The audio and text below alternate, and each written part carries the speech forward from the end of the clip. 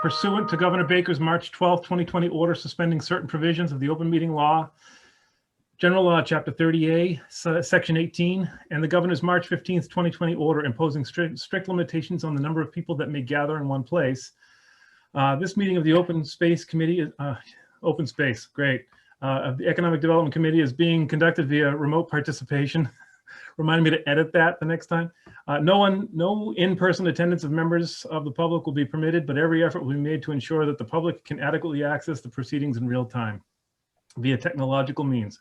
Members of the public who would like to participate in the meeting via Zoom can do so by clicking the link that's in the agenda that I am reading from.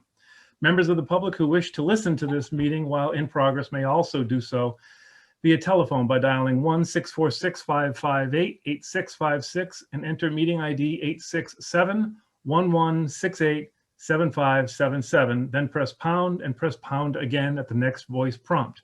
Members of the public attending this meeting virtually will be allowed to make comments if they wish to do so during that portion of the hearing designated for the public comment by following the steps previously noted, and then press *9 on their telephone keypad or using the raise hand function on Zoom. This will notify the meeting host that the caller wishes to speak.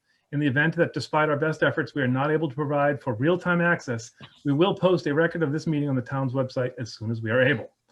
Our agenda number 1 is approval of minutes of the November 5th, 2020 meeting. I sent those minutes to you in a previous email. I do not have them up on screen or the ability to do so, but I would ask if anyone had any notes to be made on those minutes. And if not, or if so, we can discuss them. If not, a motion to approve them. I had just one small thing.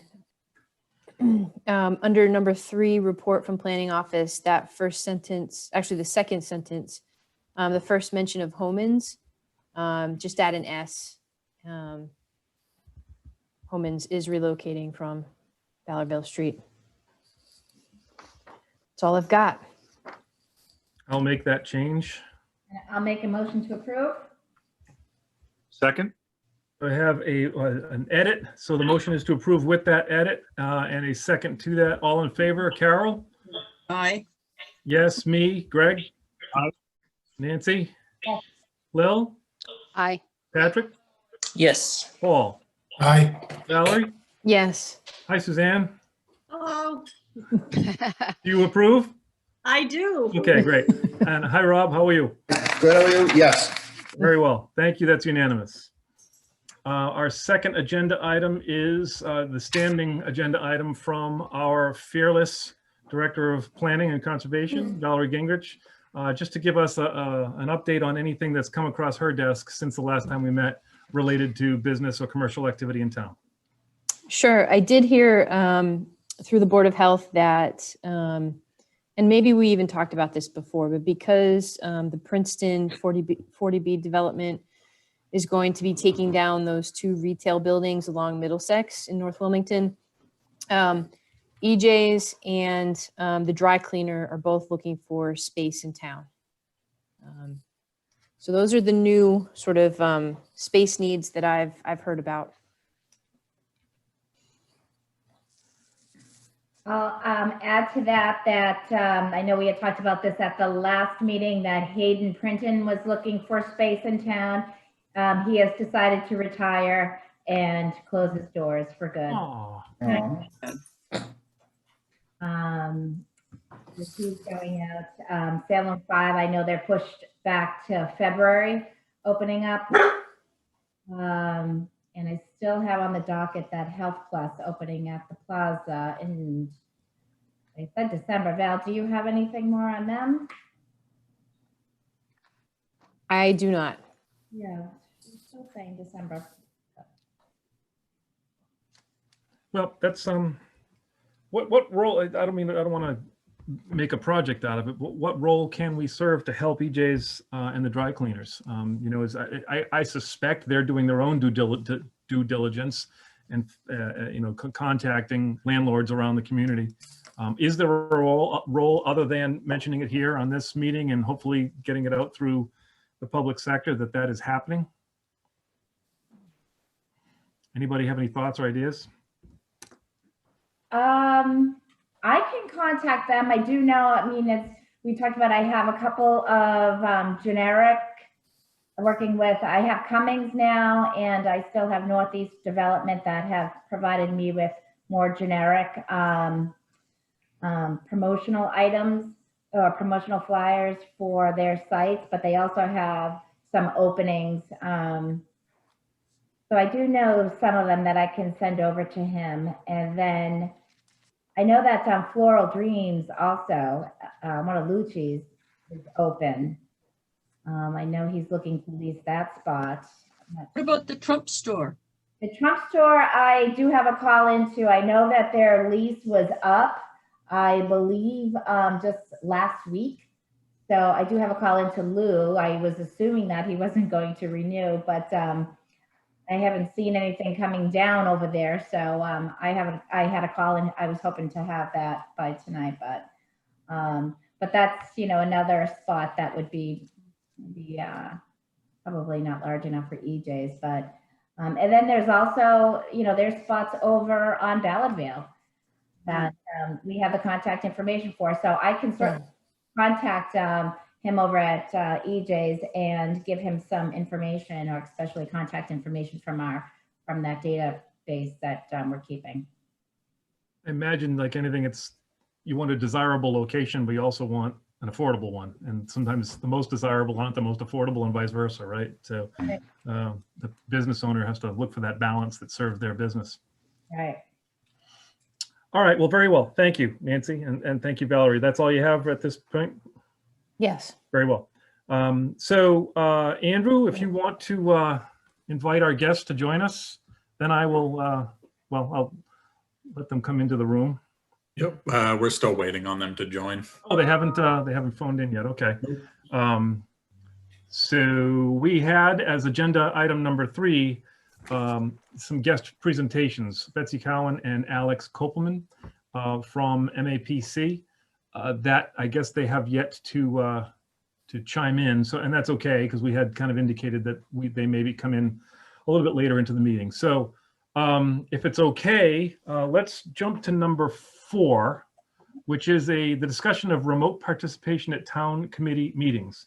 You hopefully received or have what I sent to you, a couple of letters. They were sent to me by the Board of Selectmen Chairman Jonathan Eaton. And I'm going to probably defer to Greg a little bit, because I think they probably had some conversation at their board to talk about what is being proposed here. I think the key thing is in the letter from Mr. Eaton to chairman boards, committees, and commissions. And I'm looking for the sentence. Forgive me. I should have had it queued up and ready. Hey, Mike. Sorry to interrupt. It's Andrew again. Yeah. Betsy and Alex are ready to join. All right, very well. So I already started the intro on the other subject. We'll jump back to it.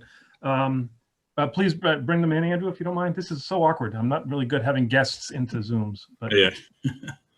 All right. Oh, they're joining now.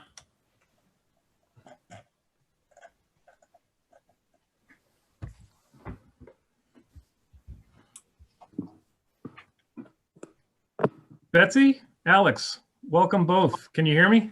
Yes, we can hear you. Can you hear Yes, me? hey. Hey, good evening. My name is Great. Mike Champeau. I'm the chairman of the Wilmington Economic Development Committee. You are surrounded by the very good people of that committee. You can Great. probably see their names. If it's all right with you, first I want to just say thank you very much for carving out some time to be with us this evening. I know that Nancy had been the spearhead in making Yes. first contact with you, and ultimately in making this invitation. So Nancy, if you don't mind, I'll turn the table over to you to make any additional comments about the invitation, and then we'll start right in with you guys in your presentation. Sure. Hi, Betsy. Hi, Alex. Thanks for joining us. I know as a committee, have talked about that piece, that marketing community guide that I know Tewksbury has. And when we were thinking about doing something with that, it kind of led me to Betsy and Alex, who would kind of be the folks that would be helping us with that piece per se. So in our conversations, you know, we just kind of were going on a tangent about what our committee has done to date and ways that they could help in the future. And also, I know that one of our guests in that we were going to be having was from the Mass Office of Business Development. So we were talking about how the two groups work hand in hand and who could help us with what. And so I really just wanted to, have Betsy and Alex here to kind of tell us about their group and talk about what they have done in similar communities to Wilmington with the similar demographics, et cetera. So with that, I think I'm just going to turn it right over to Betsy and Alex. Great. Good evening, everyone. Actually, Nancy and Micah, I was wondering if I could actually ask folks to introduce themselves first, just so I have a good sense of who's in the room. I know we have a mix of business owners and residents and town staff. So would that be possible? Just do a quick go round? Yeah, I think the screens are shuffled depending on how your screen looks compared to mine. So if that's fine, but I'll introduce the people across the screen on my screen. Fabulous. Great. Thank you. Carol, you're top left, so you're first. Okay. My name is Carol Boysford. I'm a resident of the town of Wilmington and one of the original members of the committee. I am a retired human resources director for a multinational company, so maybe that was kind of a helpful thing. I don't know. I really like this committee and look forward to what you have to say. Thank you, Carol. I introduced myself moments ago. I was on the Board of Selectmen for, 9 years, Craig? And then I took a little bit of a brief hiatus, and then they pegged me to get on board with this. So I'm delighted to be here. And that's kind of I work in sales in a different company, but that's why I'm here. Greg, you're next on my screen. Thank you, Mike. Hello, my name is Greg Mendel, and I have the good fortune of serving the residents of Wilmington on the Wilmington Board of Selectmen, and I'm also a school teacher by day. Remote at this point.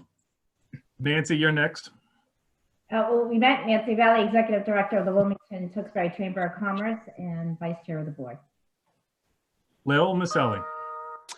Hi, I'm Lil Maselli. I'm a Wilmington resident. I also work at Analog Devices here in town. I'm the site experience manager for our Massachusetts sites, including the Wilmington one. Thank you, Lil. Paul Tibnan. Yeah, I'm Paul Tibnan. I'm a 23-year resident of Wilmington, and I've spent my career in financial services at State Street Bank and Trust. Ms. Gingrich. Valerie Gingrich. I'm the Director of Planning and Conservation for the town. Sullivan. Suzanne Sullivan, 30-year resident of Wilmington. I also at one time served on the Board of Selectmen. I've served on the Master Plan Committee in the past, Open Space Committees and multiple Affordable Housing Committee, and I've also been involved in a lot of environmental issues in town and serve on various ways in environmental committees, citizen committees. Thank you, Suzanne. Bob? Yep, I'm Robert Olivieri. I'm the junior resident. I've only been here 4 years. I'm a retired veteran, and I'm also retired from a local defense contractor here. I'm also on the Commission on Disabilities for Wilmington. Thank you, Rob. Patrick. Hi, I'm Patrick Giroux, a lifelong resident of Wilmington. I work in commercial real estate in the Cambridge, Boston market, and then I'm also a realtor here in Wilmington for my family's real estate company. That's our committee, Betsy and Alex. We have some other folks listening in who are involved, I guess, tertiarily, but they're not part of the committee per se. So I think we'll leave it there, and we'll hope that I know that Andrew can bring up your slides that you provided. So Fabulous. When it's time to do so. Great. Great. I'll talk for a couple minutes and then Andrew will ask you to pull up the slides.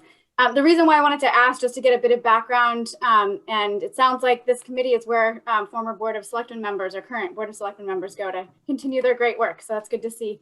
And also just the wealth of business experience that you all have, which I think will really come into play in our conversation. So I'm, Andrew, actually, if you could bring up the presentation, and I'll kick it over to Alex just to give a quick intro.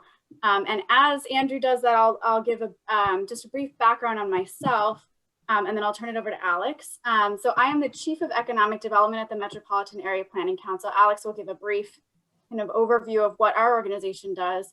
But my background really is in business district development. I was a Main Street director in Boston and then led small business technical assistance programming for the city of Boston.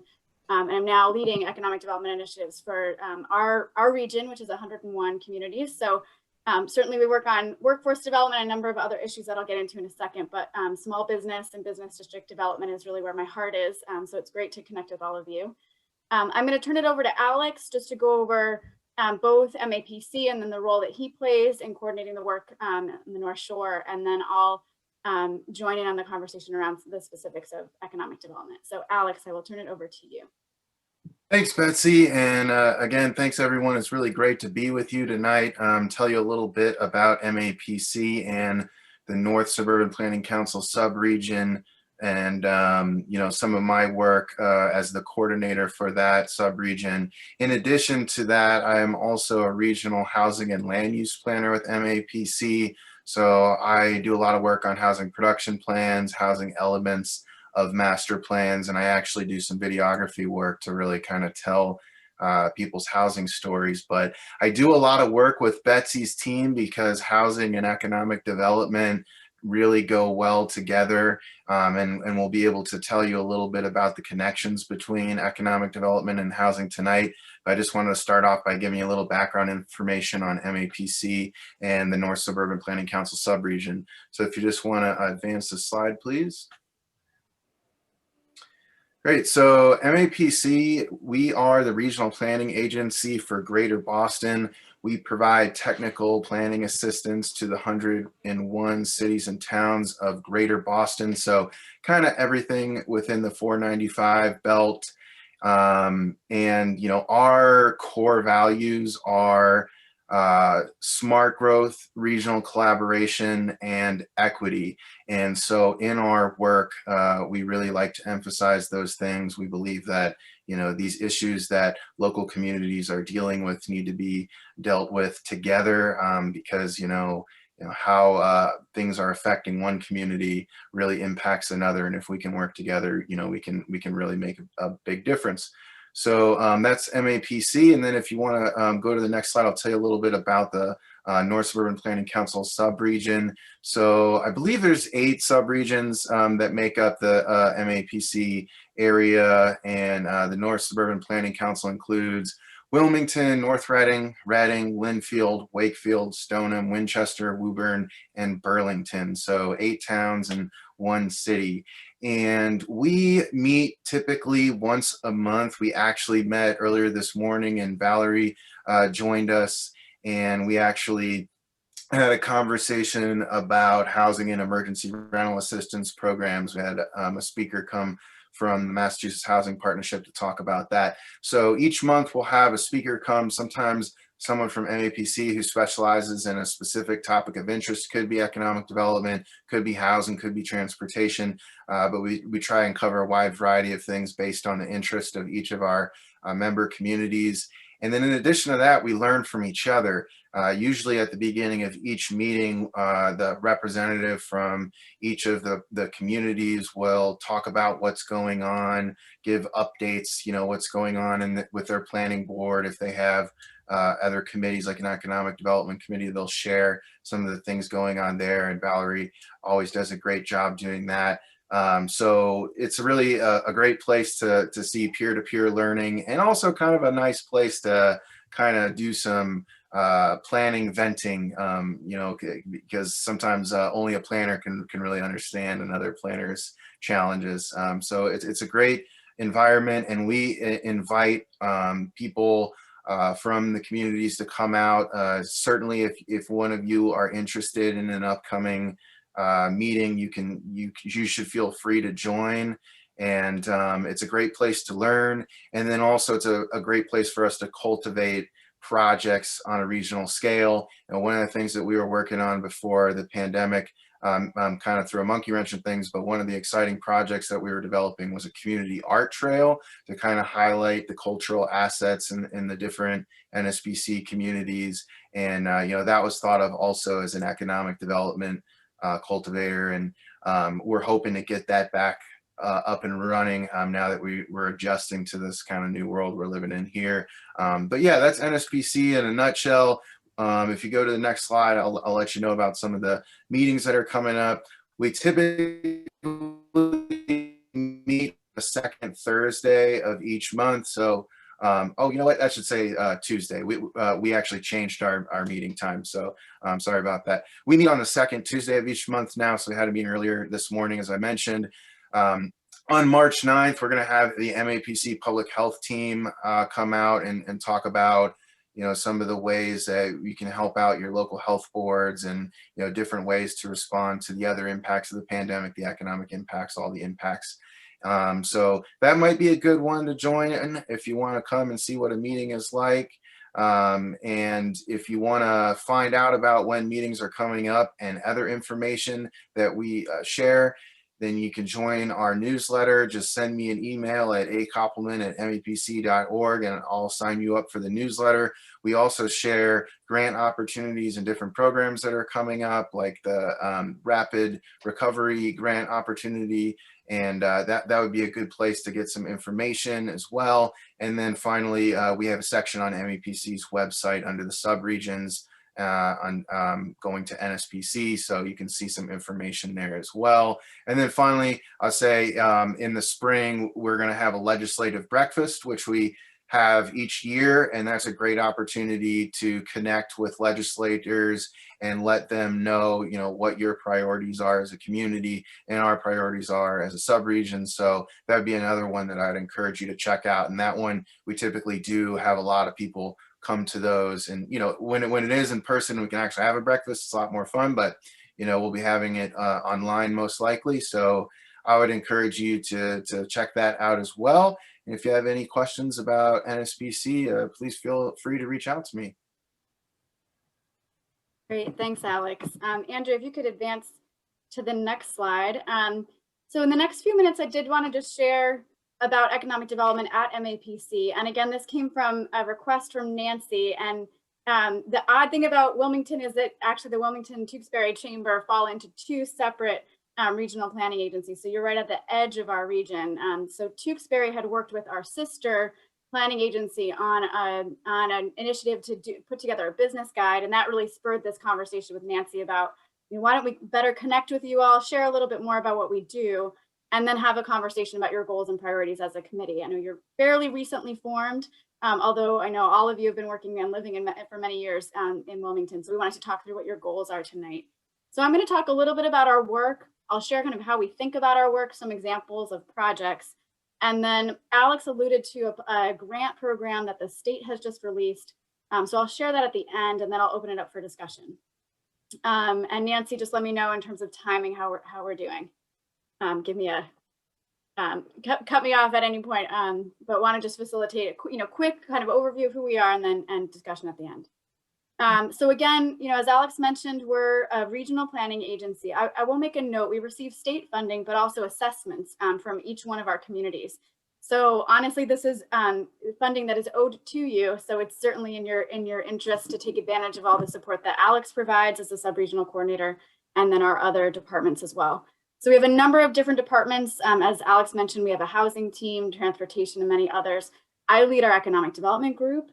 And again, we're focused, you know, primarily on municipalities, although we do work with other organizations like chambers and other community development corporations. And really our role is to build your capacity, and we focus on planning. So generally we focus on plans, either economic development plans, business district plans, and I'll get into that in a second. But we're really thinking about, again, smart growth. So how do we incentivize the creation of housing and economic development resources near transit? And also really focused on regional collaboration. And I think economic development is one of the areas where we see a lot of that collaboration. Nancy, you're an example of that, where you're pulling together two different communities. But certainly nothing happens in a silo, and customers come from one community to the other, independent of municipal boundaries. So we're really trying to work on more regional collaboration on economic development. And the other item that we mentioned, and Alex alluded to this earlier, is around equity. And just thinking about, you know, particularly now, some people have been much harder hit by COVID. And I'm sure members of your community have been very hard hit, business owners or other folks who are unemployed. And so we're really thinking about how do we distribute our resources in a way that provides for those who are most in need, and then also adds opportunities for those to continue to grow.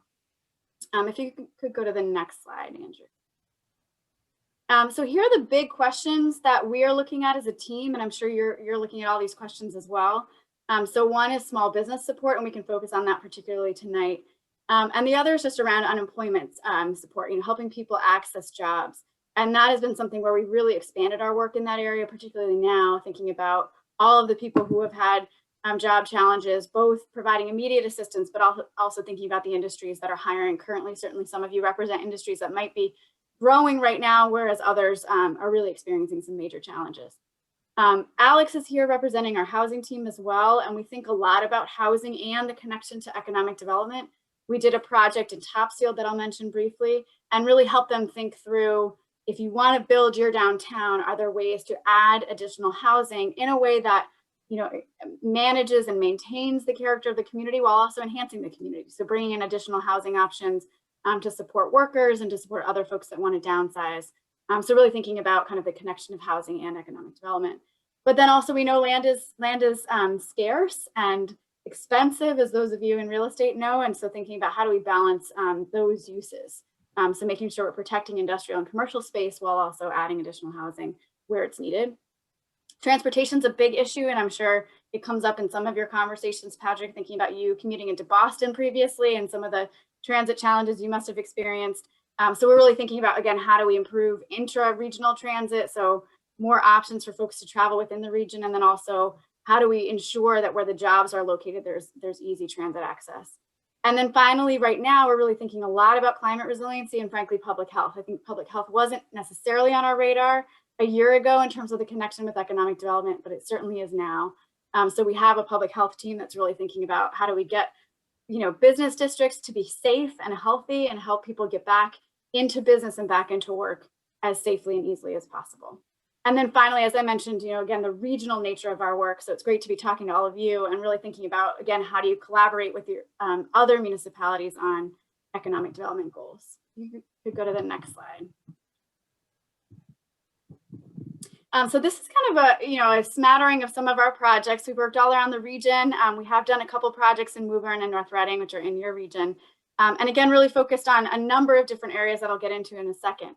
But one of our goals is really spreading out opportunity around the region. And so we do, certainly are interested in kind of talking with you all about what your goals are and how we might be able to assist. If you could go to the next slide. So I'll talk a little bit about our project work and then I'll get into some examples. So generally, the way I like to describe our work is we're like a consulting firm in the sense of a community would apply to work with us. We do get state funding, and then some communities actually contract with us independently based on their kind of municipal capacity. And really the first piece, and you all represent this, is once we start talking about a project, the very first element is stakeholder engagement and partnership with the community. That's one of the things we really prioritize. And I know all of you, if you've lived for many years or worked for many years in Wilmington, know the importance of just getting opinions from folks. We did a downtown project in Topsfield, as I mentioned, slightly smaller, but they do have a strong downtown. And we had, I think it was 160 people at one of their events, really, thinking about visioning for the downtown. And I know when we started that project, we thought maybe we'll get 50 people and we'll be happy with that. But that certainly is a key element of what we do, because we want to understand what are folks saying and thinking about the businesses in their community, what are their hopes, and then how do we meet the goals that we have based on the needs and the data that we gather. So that's the second point, is just looking at existing conditions. So we have access to a number of different data sets where we pull information about the businesses that are here, the commercial real estate values, and other elements that will help us really understand kind of the business conditions. One thing that I will mention, and I'm sure folks in real estate are experiencing this, is that certainly some of the data that we have around businesses is now very out of date, just because of the impacts of COVID and what we're seeing around vacancies. And so again, the stakeholder engagement and all of the work that we do on the ground is important to balance the information that we have and the data that we have with what's happening on the ground. Then as part of these projects, we do goal setting. So really talking to folks about what are your priorities based on the data and based on what you've heard from stakeholders. And then we set goals. So, how will you know that you've reached success? And then one of the other key elements of our projects is really helping you think through funding sources. The worst outcome is that we present a great plan with no ability to implement it. So we really focus on what are the upcoming funding opportunities, or how do you distribute your human resources on this team to make sure that you make progress on your goals. if you could go to the next slide. I'll just talk about a couple projects that we did. So you'll see both that we work on master plans. So this is a large, comprehensive plan for a community. But then we've also done, more specific business strategies. So you'll see Belmont here, and then Norwell. We did their overall economic development plan. But as I mentioned, we also worked in Topsfield and have done a number of different small business plans for communities, really helping them think through the nature of the small businesses in their community and what their goals are, and how they can maximize their resources there. If you can go to the next slide. These are just a couple examples of broader regional projects that we've done. So both thinking through, some issues around climate change and the impact on the workforce. We've thought through kind of, how do we expand life sciences beyond Kendall Square? And so capitalizing on some of the industrial spaces that are outside of Cambridge and Boston, and that certainly is relevant to other parts of the region, Burlington and other areas that have a growing life sciences community. We did a project looking at, it's long and complicated, but looking at the extra surcharge on TNC rides. So this is all of the Uber and Lyft rides. There's a 5-cent surcharge that goes to a state fund that was designed to support the taxi and livery industry. So we help to understand the needs of that industry and then design the project in such a way that it both meets municipal goals around transportation access, but also supports that industry. And then finally, and this is what I was mentioning a little bit around transportation, we call this our workforce heat mapping project. So heat mapping is getting a sense of the density of certain things. And you can actually see it show up red on a map. And we looked at where is the concentration of employment centers, and then where can people live who work in those jobs, and then where are the transportation networks that would allow people to get to those jobs. And it probably won't be unsurprising to any of you that there are more limited transit access points, particularly on the North Shore or other areas where there's major employment hubs, but fewer transit options. And so one of our goals is really to bring together both folks in the workforce development and private sector, in housing and in transportation, to start solving some of those questions of how do we ensure that there's housing near where the employment centers are, and then how do we improve our transit networks. If you could go to the next slide. So in terms of our projects, and this came up somewhat in my conversation with Nancy, just to talk about kind of how we think about our projects. So one is, and again, we're open to work with all of our communities. There are 101, and so we want to just talk through kind of how we determine who we work with and when. So one is around equity. So we're certainly thinking about populations that have been potentially harder hit by COVID, while also making sure that we're spreading our resources equally around the region. So geographic distribution is important to us as well. There's some communities that we work with much more frequently because of need, but also want to make sure that we're reaching every element of our region. The other question that we always ask is there a strong municipal partner? And certainly Valerie represents that here. And then do we have internal partners that we can work with on our team? And then who are the other organizations, or does, is the state involved in the project? So certainly you all, represent a strong partner. When we worked in Topsfield on this downtown plan, they actually formed a committee that just did incredible work. So they were partly responsible for turning out 160 people for a meeting.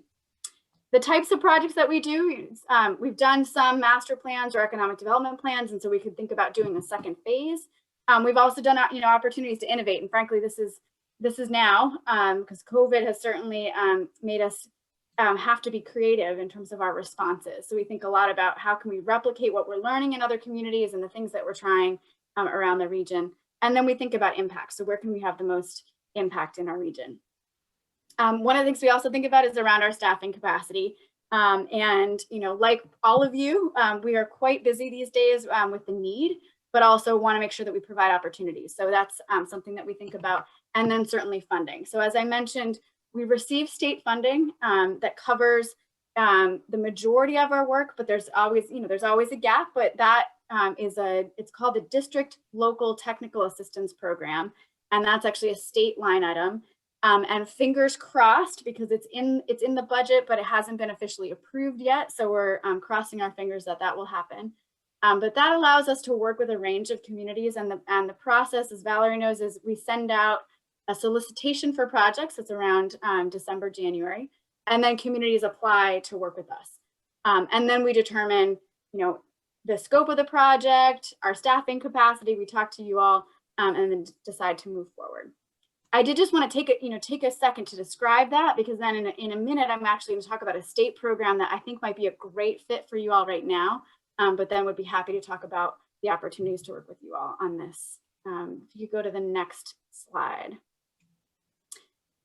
So I'll open it up for discussion, but one thing I did just want to put into the chat is a link to this program that the state is just releasing, which is called the Local Rapid Recovery Planning Program. And I do want to talk about that for a second, and then I want to open it up for discussion, and I'll stop sharing the screen at that point. So briefly on this program, so the state released a number of different initiatives to support economic development, and frankly, a number of organizations, ourselves included, are encouraging them to think about additional support, particularly if there need to be any rollbacks or any adjustments to some of the business hours and operations. But this program is designed specifically to support business districts and commercial corridors to think through your planning around COVID and the impacts of COVID. So the program involves, one area is thinking about public intervention. So what are the, streetscape improvements that you could do, the outdoor dining and vending and all of those elements that have allowed different communities to continue their operations and to help businesses stay open. The second is around, private realm investments, they're calling it, and this is support for businesses themselves. So, attracting pop-up retailers or technical assistance for businesses to start online storefronts, facade improvements, things like that. The third is around marketing and promotion activities.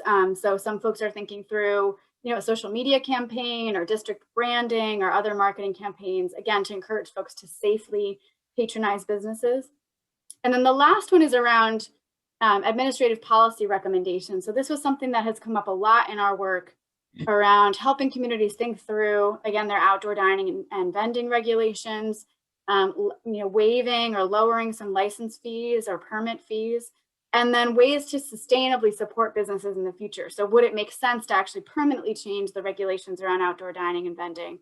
Would it make sense to adjust the fee structures or timing of fees to make it easier for businesses?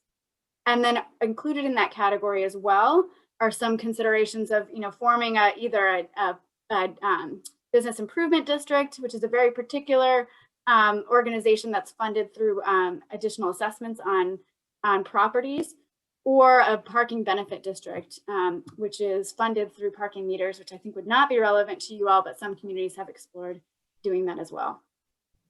So I'm happy to answer questions on that program in particular, but I did want to just note on the website, you'll see that there's a webinar. It's timely, it's tomorrow at 1:30. And it really describes the program and what opportunities exist. And the application is open until December 18th. And just a note on this program, so it is focused on planning.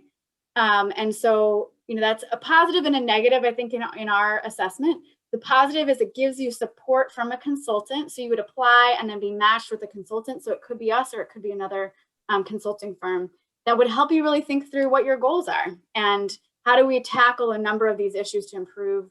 I know you don't have a specific downtown, but to support businesses in your community. What are the different initiatives that you can plan for? It does not, however, include implementation funding. So for example, if you were to design a technical assistance program, there wouldn't be funding to then hire consultants to work with businesses. Similarly, if you were to design a marketing program, you wouldn't be able to actually pay to do the marketing materials. That you'd have to find a sponsor for or something similar. But it could be a great way for you all to organize, really think about, what are your specific goals around supporting businesses through COVID. And then I know a lot of communities, and again, we'll see how things play out, but a lot of communities are thinking about, how do we prepare, help businesses survive the next 4 or 5 months, and then how do we encourage folks to support businesses post-vaccine? So I'm just going to open it up now. I know that was a lot of information. So first, just want to open it up for questions. And then I would love to just talk through what your goals are and how to support you, particularly now as you think about the main goals that you want to tackle as a committee. So Andrew, I'm actually going to ask you to stop sharing the screen just so we can see each other's faces, and I'll open it up for discussion. I'll introduce that. Thank you very much, Betsy. There's a lot of content there, and as you were talking, I don't know about the rest of you folks, but my head's spinning with the possibilities, which is, I guess, a good thing. But sometimes when there's that much to think about, it's hard to figure out where do you focus. But thank you very much to you as well as to Alex. So yeah, I'll do the same. All of you. I don't know how we indicate. Just put your hand up in front of your face so I can see that you want to talk, so we don't talk on top of each other. Yes, please, Carol. Yeah, I kind of took some notes, so if you don't mind, I'll kind of go down notes, so it's going to kind of follow how you presented stuff. But Please. First off, you talked about helping with a business guide and also with the master plan. And, you know, I know I'm kind of jumping ahead to what do you want, but I think I can speak for all of us from that would be really, really helpful. Smart growth near transit is another thing you mentioned, is something that you like to focus on. I think, you know, Wilmington has 2 train stations. Yes. And I don't know that we're really maximizing those, in my opinion. So, you know, maybe that guide or something, that would be something we could really use. Another question I have is, you said you have done projects with Woburn and North Reading. I'm curious as how they made contact with you and who are you working with there? Just Good question. And I'm going to turn it over to you, Alex. Let's see. Do you want to jump in, Alex, in terms of who you're working with now? Because I know there's been some staffing changes. Sure. I believe North Reading, that project, you know, I to be honest with you, I'm not exactly sure how how they got in touch with us. It may have been through the sub-regional coordinator. I wasn't the coordinator at the time, but North Reading did a master plan with us. Right. And Woburn did a plan looking at the redevelopment of their mall. So it may have been contact with the sub-regional coordinator, which now would be me, or it could have been contact with one of the specific members of MAPC's team, maybe the land use department, or sometimes, you know, when a housing planner gets the opportunity to talk to you all, then a project can develop that way as well. Okay, thank you. I just have one more thing, because I know everybody else has a million questions. Please. You talked about building downtown. You probably know too that Wilmington doesn't really have what you would consider a downtown. Right. So, but I'm so intrigued about the top seal visioning that you drew so many participants. You know, I don't know if you know, but we've done a survey of the town. We kind of developed it ourselves, did it via Survey Monkey. So, and also I think Suzanne can better tell, there was a survey done by, I think, the University of Lowell in the past. So I think we have some fairly decent data if we were to partner with you that we could share, you know, so we wouldn't have to start at square one. So, and I'll be quiet now. No, and that's helpful. And Topsfield, you know, that example, they hadn't done planning at all. They actually don't have a planner, so they're not as fortunate as you all are. And so they started out, you know, actually fairly skeptical. They had done, you know, they'd surveyed businesses in the past, and I think often what happens around kind of business engagement and, you know, looking at the business folks on the call, you're so busy that there's momentum at the beginning, and then it kind of falls off because everything else happens at your businesses with good reason. So they had kind of, you know, started an initiative with the businesses, and then it fell off. And so this was an opportunity to kind of reset.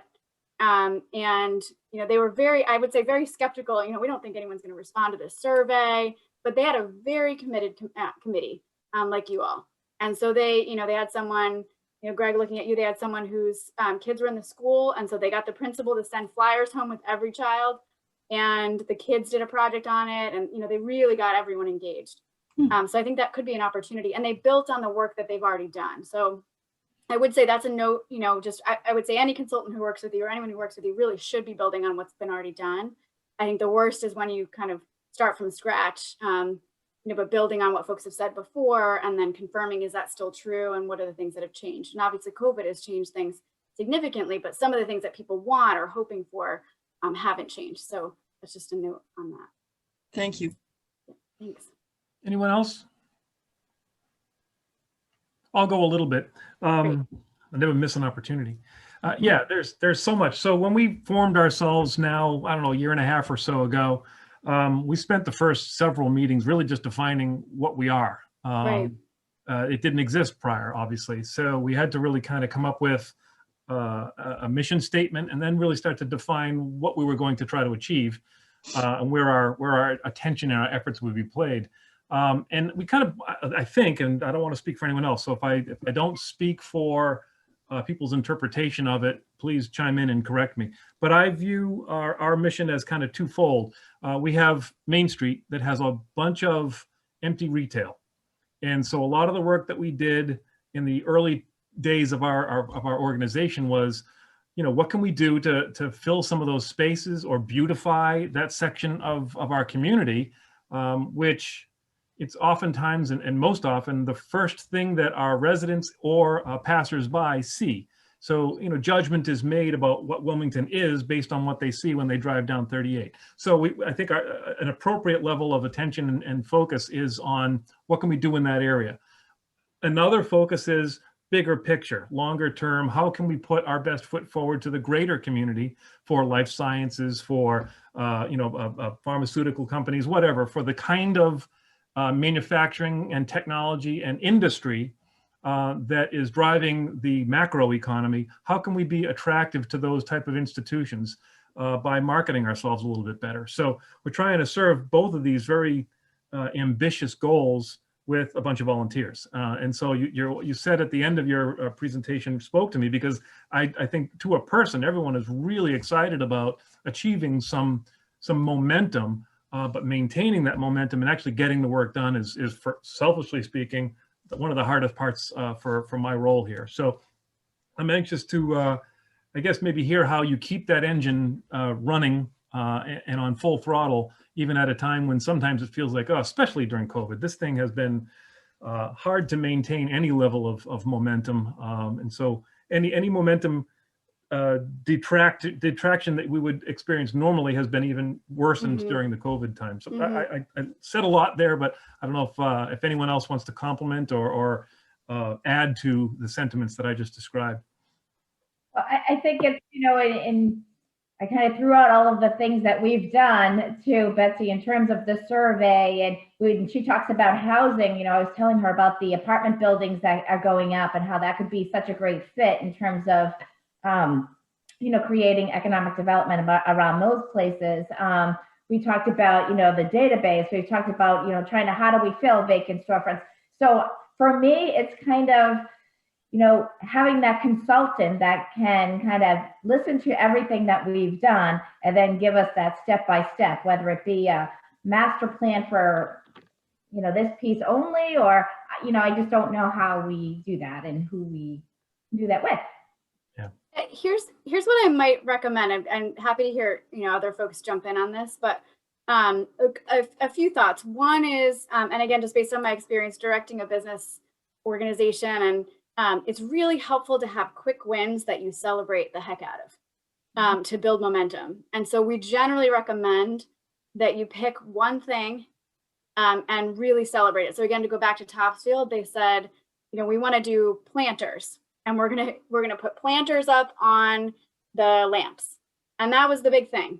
And they did it, and they celebrated the heck out of it, and then they kind of built on that, partly because it just establishes a pretty clear goal. And then it really silences some of the critics, you know, that they were especially dealing with people that, you know, were saying, oh, nothing's ever going to get done, or there's some challenges that we have. So it just kind of helps to build momentum. So I might recommend that as an organizing principle. There are a couple things, you know, and COVID obviously has kind of put things in, you know, there's a lot to do, and businesses need a lot of support. But if you pick, you know, are there a couple things that we could tackle? Mike, to your point, you know, vacancies, and obviously prior to COVID, there were already vacancies, and I'm guessing, unfortunately, January and February, we're going to see more. You know, we know restaurants really kind of do okay during December, but January and February are pretty brutal for restaurants in particular.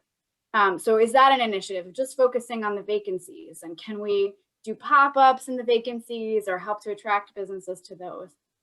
So I might really encourage you to apply to the state program.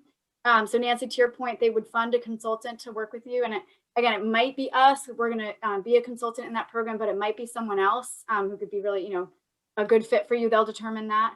But that would really help you, you know, think through, and you can, it's a very simple application, but to think through, okay, we want to tackle these 3 things, and we want to plan for these 3 things to then implement down the road.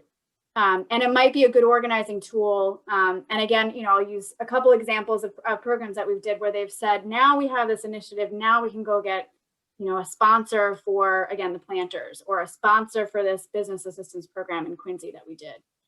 So it gives you kind of a nice package. Here's what we're going to be doing, and then helps you out organize around the specific roles. So Mike, to your point as well, one of the things we really focus on is a very clear implementation plan that's achievable, ideally, where you set up a committee, and maybe it's you all or a subset of this group that's really dedicated to, if we do a plan, we're going to meet monthly, we're going to track our progress, we'll celebrate our wins, and then we'll move forward on that. Alex, I saw you. Yeah, did you want to jump in? Yeah, so I just want to echo off of Betsy's comments about getting quick wins. I think that's really important.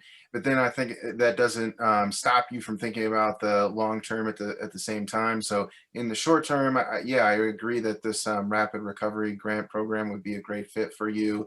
But maybe thinking a little bit down the road, as we know, the impacts of the pandemic will continue for some time, and we should always kind of be planning for the future.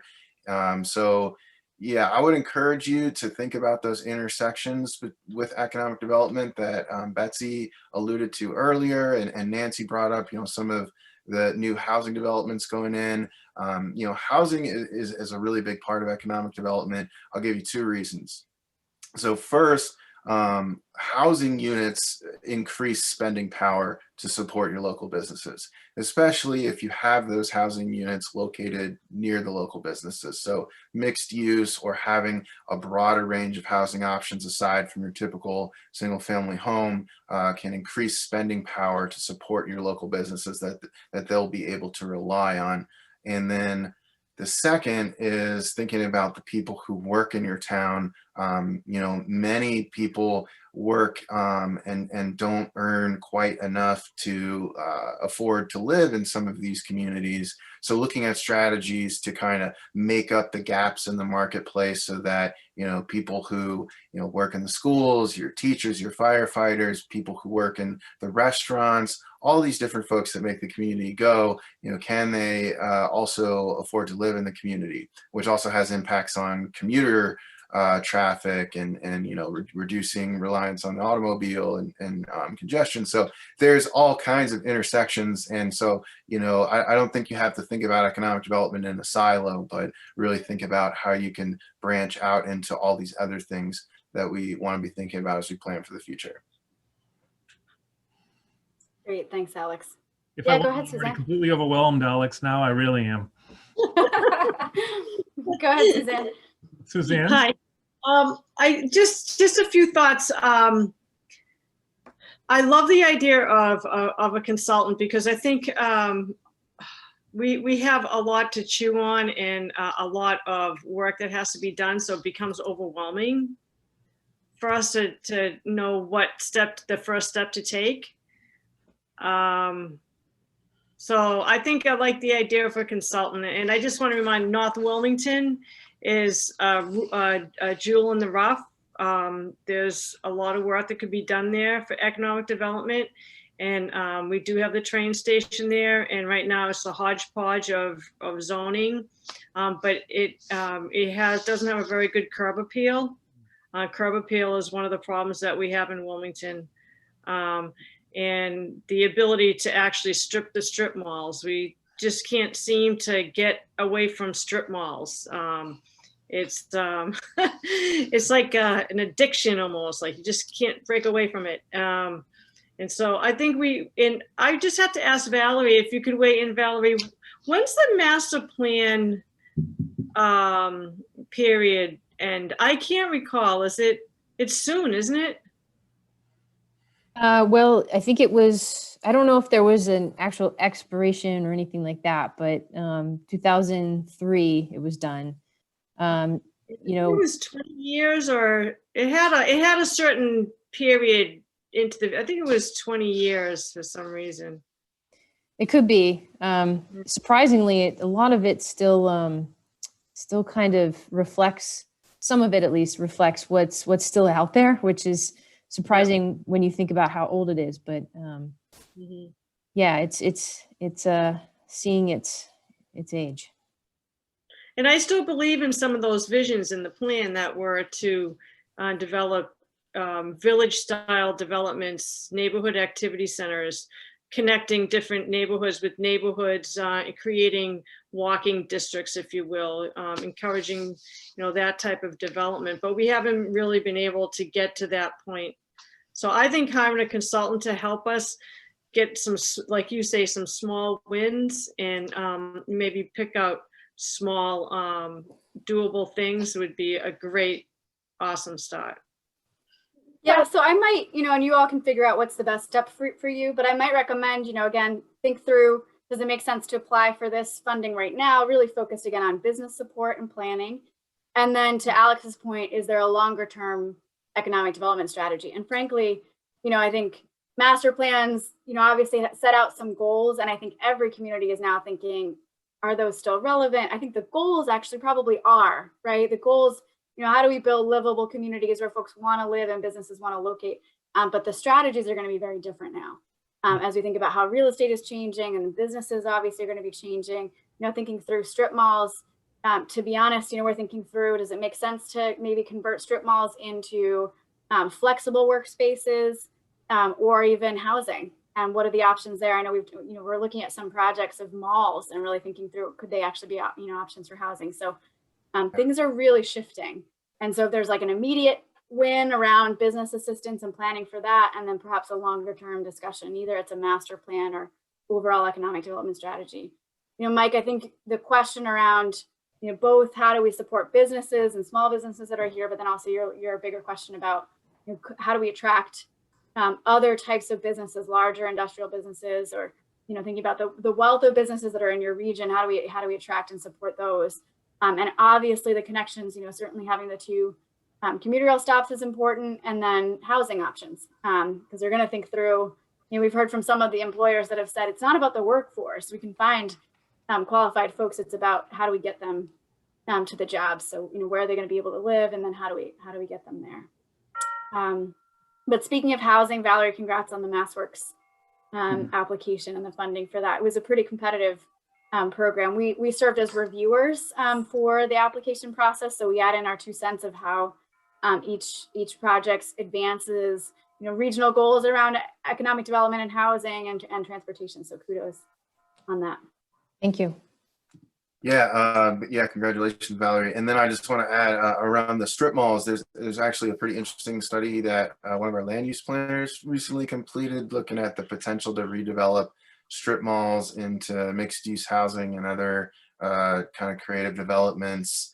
And it looks at each of the sub-regions specifically. So there's some good information there for the North Suburban Planning Council sub-region as well. So we could share that if you're interested. That'd be great.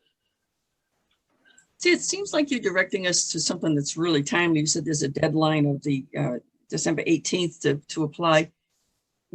Are we in a position, is it a complicated process? Can we tell you right now we want to apply? Or I'm just speaking out of turn, but I mean, if we did say right now we want to apply, if we took a vote, do we have time to get something into is it a complex process? So it's run through the state, but they've fortunately made the application fairly simple. I think they've created a good deal of work on their end because then they'll be matching consultants with communities. But the application itself is fairly simple, fortunately. Partly at our recommendation to make sure that any community can apply. So the link to the application is in the link that I sent. There's a separate page that has the application. It's 2 pages. And basically, one thing you'll need to do is really think through what your goals are. What are the areas that we want to focus on? But the nice thing about the program too is, you need to have a general sense. Here are the things we want to work on short term, maybe medium term. But then they'll actually assign a consultant to work with you who can really flesh out the project itself. So even if it's, I don't know, I'm saying we want to focus on vacancies, we want to focus on marketing, we want to focus on the curb appeal or ways that we can, improve and beautify our business areas. They'll then work with you to really flesh out the details of that project. And the projects would start probably late January, early February.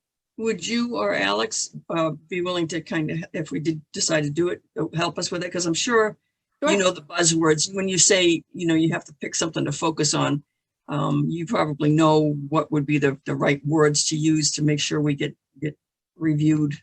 Sure, happy to.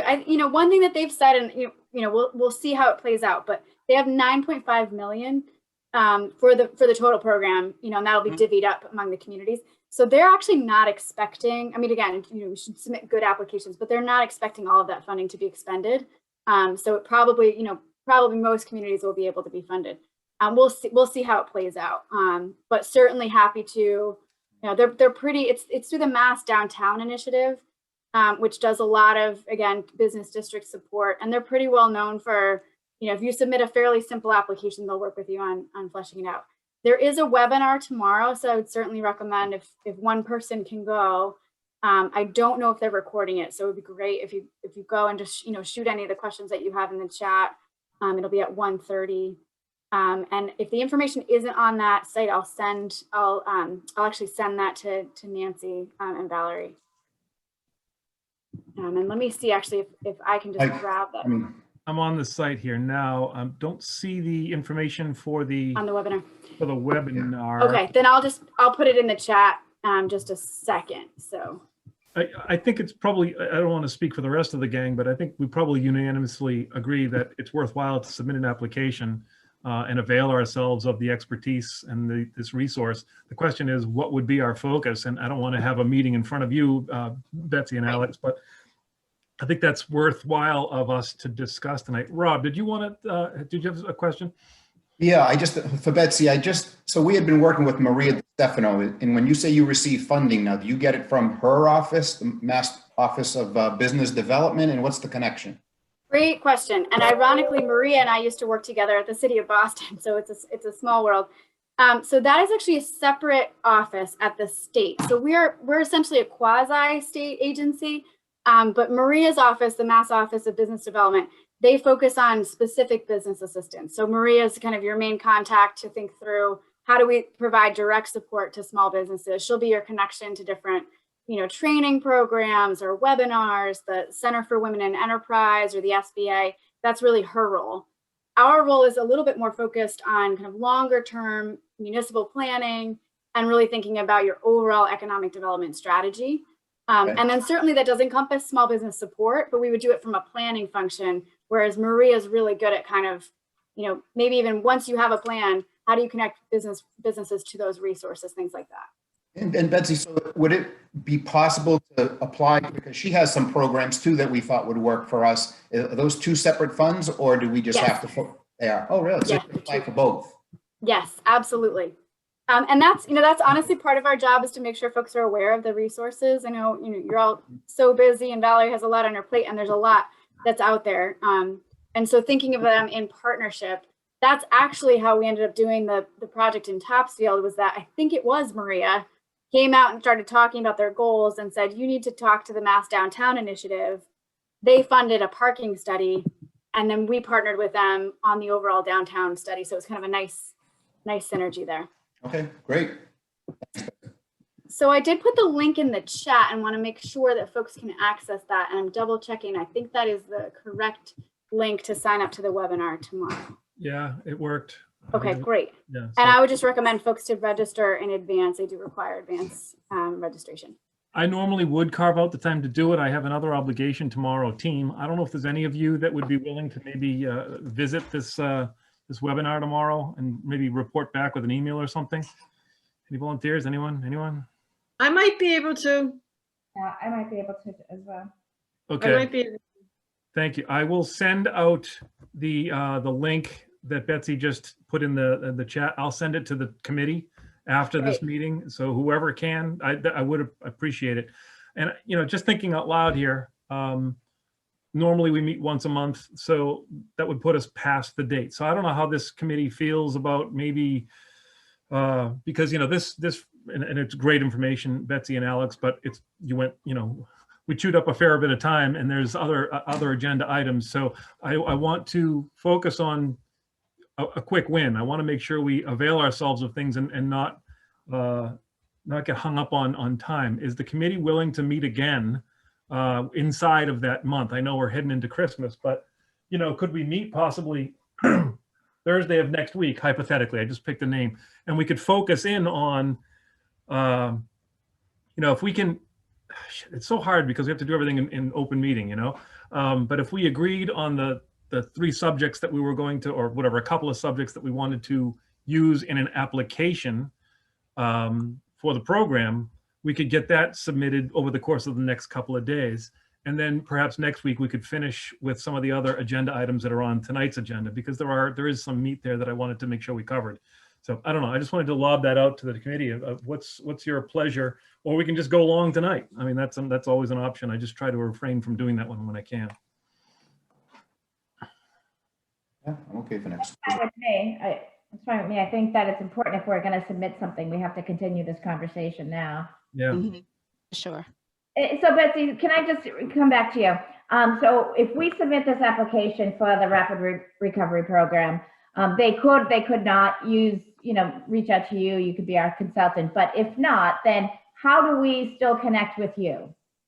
Or if we do, and I go back to the business guide, just using that as an example. Yes. Yep. So exactly through this and through me and Alex. So one note is we just have to figure out our staffing capacity. That's our only if right now. I'm actually we're hiring another staff, partly because we're really at capacity. So we're bringing on that staff probably in February.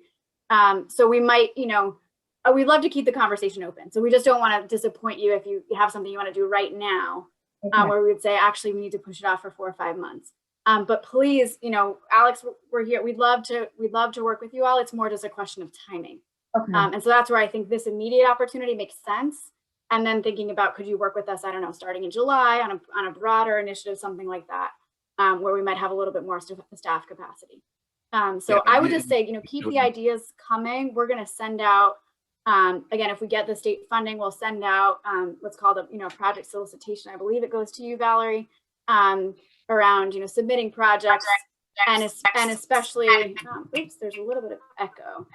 Thanks. Especially just kind of understanding what the idea is and then helping you to apply so that it's not a surprise to our team when it comes in. Alex, Greg, sorry. Yeah. You tackled it, Betsy. You got it. Thank you, Betsy. First of all, thank you for the presentation, both you and Alex. Very informative. Certainly gives us a lot of ideas that we can chew on. The question I have is, if we go about submitting an application, is there a cost that is associated with that? No. So for the state program, they ask for a commitment of staff time. So, Valerie, thank you. But that's work that Valerie's already doing. So they just want to know that someone's committed to working it through. And then with us, no. So there's kind of 2 routes, again, that communities would go through to work with us. One is what most communities do is they'll apply to work with us. And then again, we have the state pool that funds our staff time.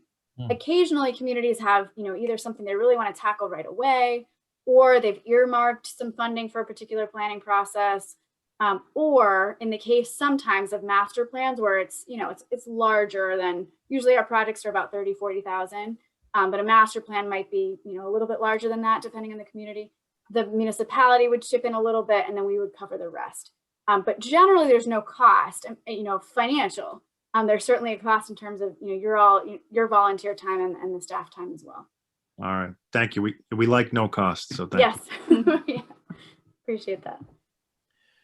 So, great. Well, we don't want to take up too much more of your time. I know you have other items to discuss. So we're happy to jump off, but did want to just make sure we've answered all the questions. And thank you again, Nancy, for reaching out to us. Thank you much to you and Alex, and we will definitely be in touch. yeah, to Nancy's point, we're going to keep on talking here about what program or programs I guess we would want to include in an application for the I guess for what is it, the I'm trying to look for the local rapid recovery planning application. It's a terrible long name. And you've given us some tips. I'm scanning through that application website now, so we might be able to pull some things from there. We're going to hopefully, before we sign off tonight, come to some universal agreement on what we would include on that. Great. Hopefully after, with that in hand and with a couple of attendees at the webinar tomorrow, perhaps we can agree on how to proceed after that tomorrow. So thank you very much. We appreciate your time. I think it's entirely possible that we will have ongoing communications, whether it be electronic or like this again in the near future. Great. And I'll just say too, if you want to run any ideas, once you've gotten a clear sense of what you're applying for, communities are doing that with me where they're just saying, hey, you know, what else would you add on? I'm happy to review it. You know, we've been talking to DHCD and kind of getting a sense of what they're interested in. So happy to add some things on that we're hearing from other communities as well. If that would be helpful. That would be great. Very good.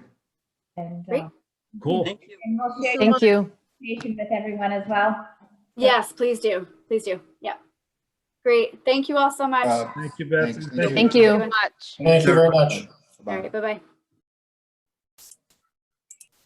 So team, let's stay focused on that if you don't mind. I clicked on the link. I don't know if any of you also did when she had it up for the local rapid recovery planning application. And it gives a little bit of an introductory phase, basically restating what she led us or presented to us. And then it goes, what are some local rapid recovery plans that are eligible that they would look at? And they fall into some categories: public realm investments, private realm investments, which is interesting. Those include programs to attract pop-up retailers, she mentioned that, or vacant storefronts, technical assistance programs to help businesses set up online storefronts, window cleanup or vacancy camouflage strategies, facade and or storefront signage improvements. And there's ample opportunity for some of these to be put into play in our community. Outdoor merchandise displays and retailers. And then there's another bullet, another agenda, not an agenda, but another category that says marketing and promotion activities. We've had some conversation in the last couple of meetings about creating a professional video and professional content, marketing content. How do we get that created? I don't think this funding will help us, will pay for the creation of it, but it certainly could guide us in how to develop that. And then the next category is administrative policy recommendations. So I don't know, are there one or two or three, you know, quick hit kind of bullets that we could pull on them to help flesh out as she suggested? I think the empty storefront one, you know, we're pretty ripe for some help there. I like her idea of pop-ups. You know, it's too bad we kind of hadn't thought about that before Christmas. Could have done something there. Also, I don't know if you, the business guide thing, we talked about that for a long time, and whether that's a video or it's a, you know, whatever that might be, I think would be important.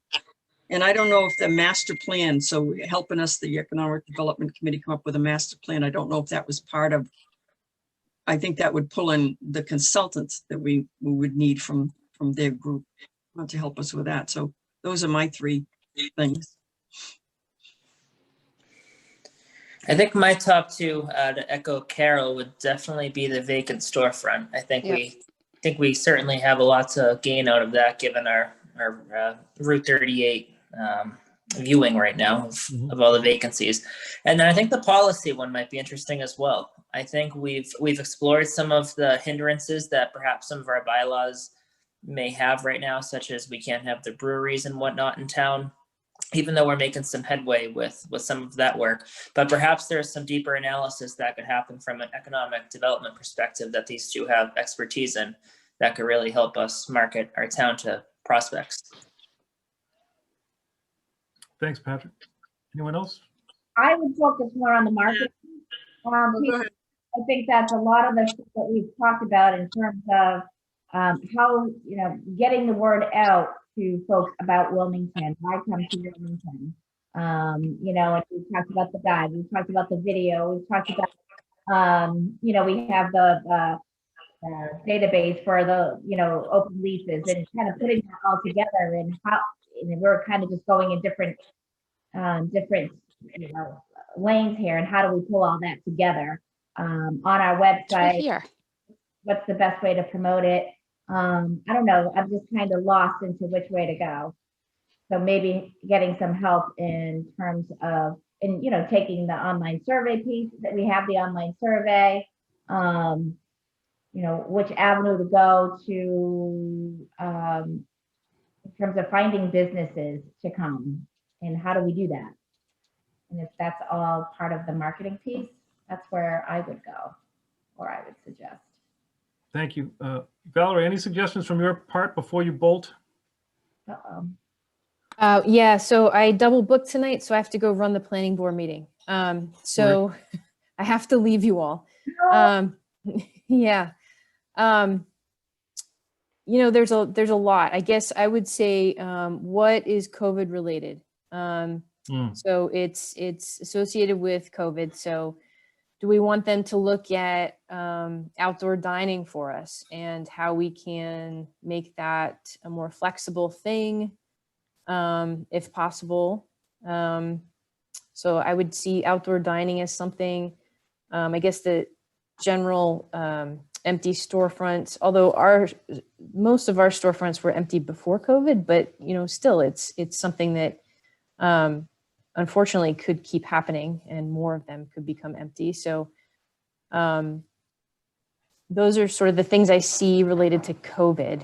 I think like mentioned, I think we're trying to take on some of the things that we've identified with, you know, lessening the restrictions on restaurants with zoning and encouraging those things. But are there more things that we can do in our bylaws and policies?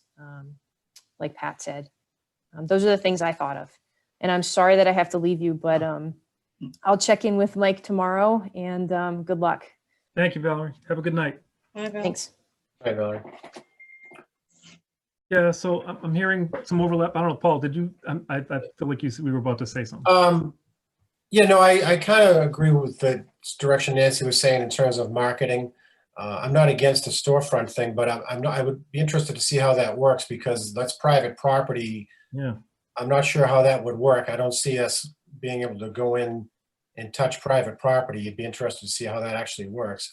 But I do think potentially the marketing aspect in a brochure or an online brochure would be a quick hitter because we talked about wanting to help drive restaurants specifically to town, in addition to other things. But I know that was a big point that residents made, myself included, on the survey.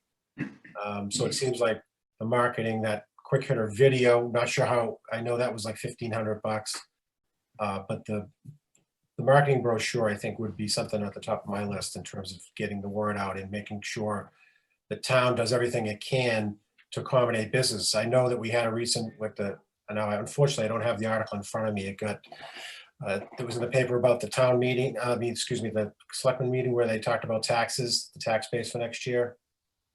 Are we shifting more taxes to businesses or?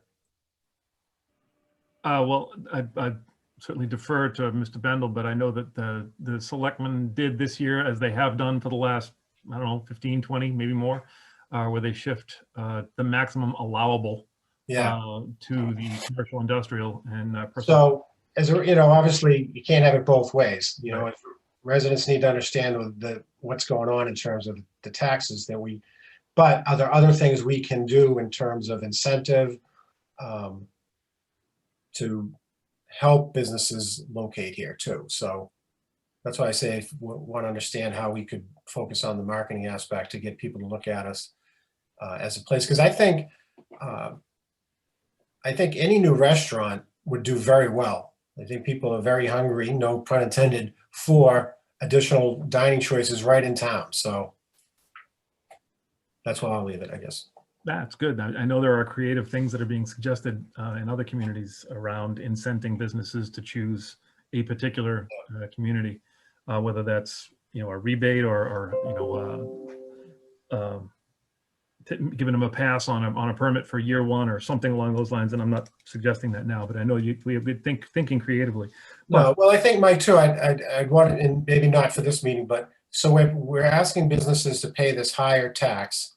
What are the other fees we're charging? Why are we charging additional fees if we are? I don't know what they are off the top of my head, but maybe that's something we need to look at.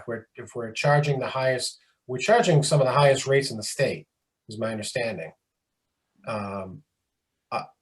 Is there a reason for additional fees? We want to make it as easy as possible for someone to get a business off the ground. Yeah, there's a lot of meat on that bone, Paul, for sure. In fact, it was on our agenda a little bit to talk about that this evening. Okay. We may or may not get to it, to be truthful with you, but I think we have to get to it. You know, at this point, the fees we charge effectively for the next coming year have already been charged. But there's, I think, an opportunity for us to offer some input to the Board of Selectmen and to town management for the next year to maybe make some effective change that would be to the benefit of the business community. I think we missed the window, unfortunately, for this year. Okay, well, but yeah, I mean, I think it's important because we want to have something to offer them. We want some kind of incentive. I mean, I think it's a good location. Like I said, I think any decent restaurant will do well, but there's a lot of competition. Let's not blow off that conversation. I want to focus, if I can, on the application. I actually have something I want to add to that too, but I want to kind of make sure we finish up on this. Yeah, no, it's easy to get pulled off in tangents because it's all good Absolutely. conversation. So I heard a bunch of things: vacant storefronts, marketing or communications, and Valerie brought up the outdoor dining. There has to be, I think, a COVID-related kind of component to this. At least reading their website. So I think we can maybe make an argument in there that it is COVID related. Storefronts, I don't know what that means. Strategy or strategies, I don't exactly know either, but we have vacant storefronts that are in our business district on Main Street. Are there strategies or activities or things that we as a government body or as a government can be doing that we're not thinking of currently that would help fill those vacancies? Right? They're not going to. A couple of examples that she gave, that Betsy gave, was the community art trail with kind of pop-up art, and then also that was one thing, and the second thing was like pop-up retail were the two things I heard her say that she'd seen other communities do with empty storefronts. Right. Pop-up retail is like the Halloween store that we have in the plaza. Probably, or like, I think more of a kiosk type thing, but obviously, that to me, that's pop-up. Or like Newbury Street, there's a lot of pop-ups. So stores will come in for a month or so and then leave. So that's. I think she was also talking about like camouflaging. Yes. That type of stuff when it. So I don't know how that would work. I don't. For strategies for filling vacant storefronts, I think that's great. I feel like I don't know what I don't know. Like, we think about how would that work? I don't know. That's what we're hiring them for, Yeah. Marketing. It's to think about, to maybe develop a plan to do that. It won't tell us what to do. I mean, this is funding to actually develop a plan to do that, correct? Right. I think so. It's to help flush out what the problems are, I think, and what the opportunities or maybe what kind of tasks, what's available to us, where we can go for resources. If that's a priority, then if we were to get the grant, that we would develop a plan to be able to address the vacant storefronts in various ways. Sorry. So I for one, think that that's probably a good idea. One vacant storefront can have an impact on a lot of the other properties around it. So by camouflaging it or doing something to make it look better helps keep the value of those other businesses around there. So I think that that's a very important aspect of what we've always wanted to do is to somehow address that. So I think that that's a priority.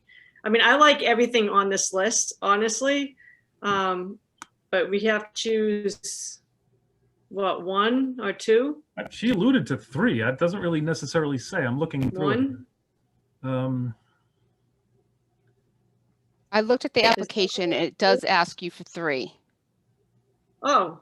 And then maybe, so it's vacant storefronts, it's marketing, and it's kind of creating that downtown feel. And that kind of all ties in together too. Yep.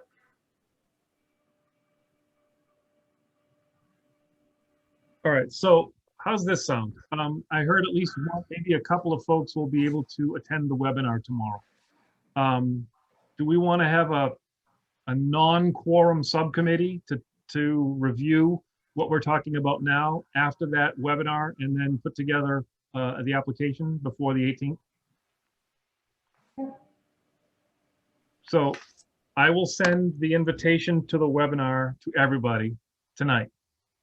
Whoever can go, why don't you do that? And then whoever does go, email me back after it's over tomorrow night, whatever, and we can maybe have a little side discussion, again, non-quorum, just to talk about filling out the application and moving it forward.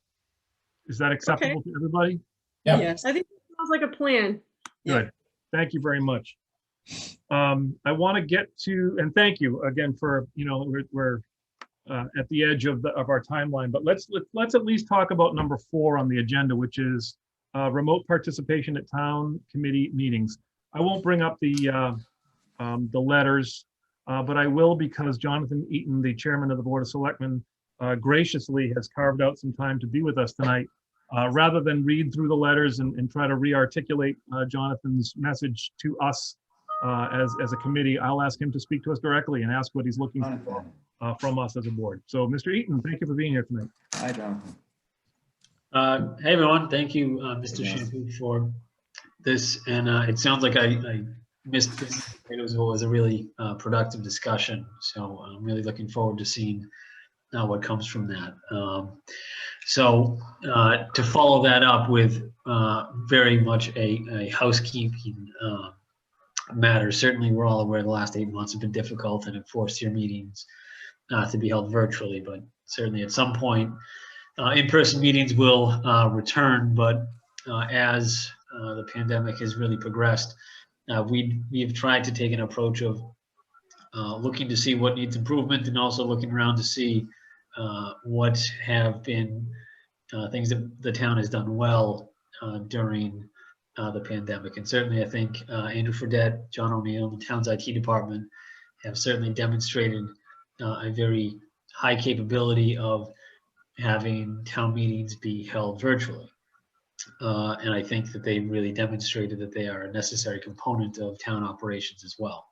Once the pandemic is over and we don't have to wear masks anymore and we can meet in public in person, certainly that would be the preference, and I'm looking forward to doing that at some point too. But circumstances do arise from time to time where a certain member of this committee or another committee might not be able to make it due to something that's unforeseen, a surgery, somebody gets stuck outside of town, but would really like to be able to participate in a meeting. The state requires that the Board of Selectmen approve a policy that would permit for remote participation. It cannot be for a quorum of the group, so it can't be for more than half of this committee or any other board, committee, or commission.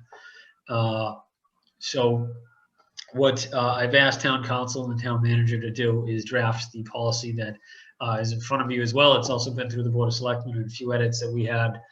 But really what the intent is if it is unreasonably difficult for an individual to make a meeting in person, that they are able to participate remotely, like a Zoom, like a GoToMeeting, or some other platform, so that they can participate. For members of this committee, when again you return to in person, it certainly will be helpful if you could be a part of discussions, if you can physically be in the room. For the Board of Appeals, for example, some of their special permits require supermajorities, so 4 out of 5 members. If one of those members were not able to make a meeting in person, and it was a meeting that discussed an application that spanned over several meetings, they may not be able to ultimately vote on whether or not to approve the application as well.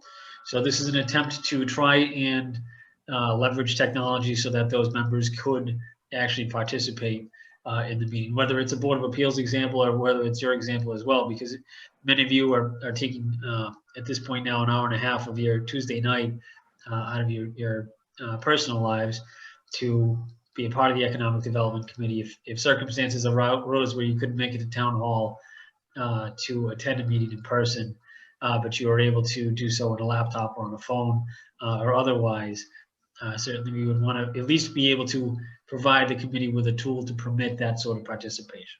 So we have, the Board of Selectmen has tabled ultimately voting on the policy until January, so allowing the Economic Development Committee and all other town boards, committees, and commissions an opportunity to review and provide feedback. So I'm certainly willing to provide feedback as best I can tonight, although I recognize that this meeting has gone on for some time, and certainly more than willing to discuss it offline as well, if that's what you would prefer. Well, Mr. Shampoo, as predicted, I probably ground this meeting to a Greek. No, you didn't. Leave it to me to suck the air out of a room, huh? Yeah. So what do you want from us? Do you expect for us to write something up, or do you want us to have a discussion and then, I don't know, Lil, our fearless secretary, can sort of summarize our points and send you a note? If you want, if that's what you folks want, I believe you guys are the only board, committee, or commission besides the Board of Selectmen that's actually put this on an agenda to discuss. Oh. So you could do nothing. You could do whatever you want. You could make my life miserable for the next month if you want. Oh, wait, I didn't know that was an option. I intend to. Well, you two have never needed an invitation to do that. So I think it's a good idea. I'm looking at the text or the draft of the policy, and nothing jumps out at me as a problem. The only observation I have would be the technology itself, right? This lends itself very nicely to participating remotely because we're all a little screen on the bigger screen. In a room where we're all looking at each other, how does that one remote person participate and interact with the others that are physically in the room? That's a great point. So the policy itself actually prohibits the chair to be remote. So if the chair is the person that cannot physically be in attendance, then another person has to be appointed for the purpose of that meeting. Because as Mr. Shampoo, as you're well aware, right now on Zoom, you're probably zigzagging all across the screen to make sure that somebody's not doing this, that they want to speak. It would be practically impossible to be doing that if you were the one person in your house looking at a screen trying to watch everybody that happens to be on a WCTV camera to do so. It's difficult enough to do that in person when you're chair.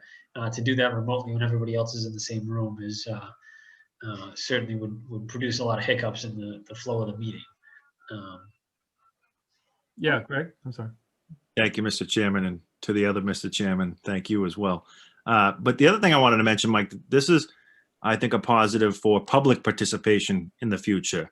You know, if a resident is more comfortable or is unable to attend, it gives them the possibility of potentially participating in yet another manner. So that's one positive that I think will come out of this pandemic, is this remote. And we have done a little bit of remote participation with some of our appointments. You know, you may have seen like Shelley Newhouse, our health director, come on, and a few other guests.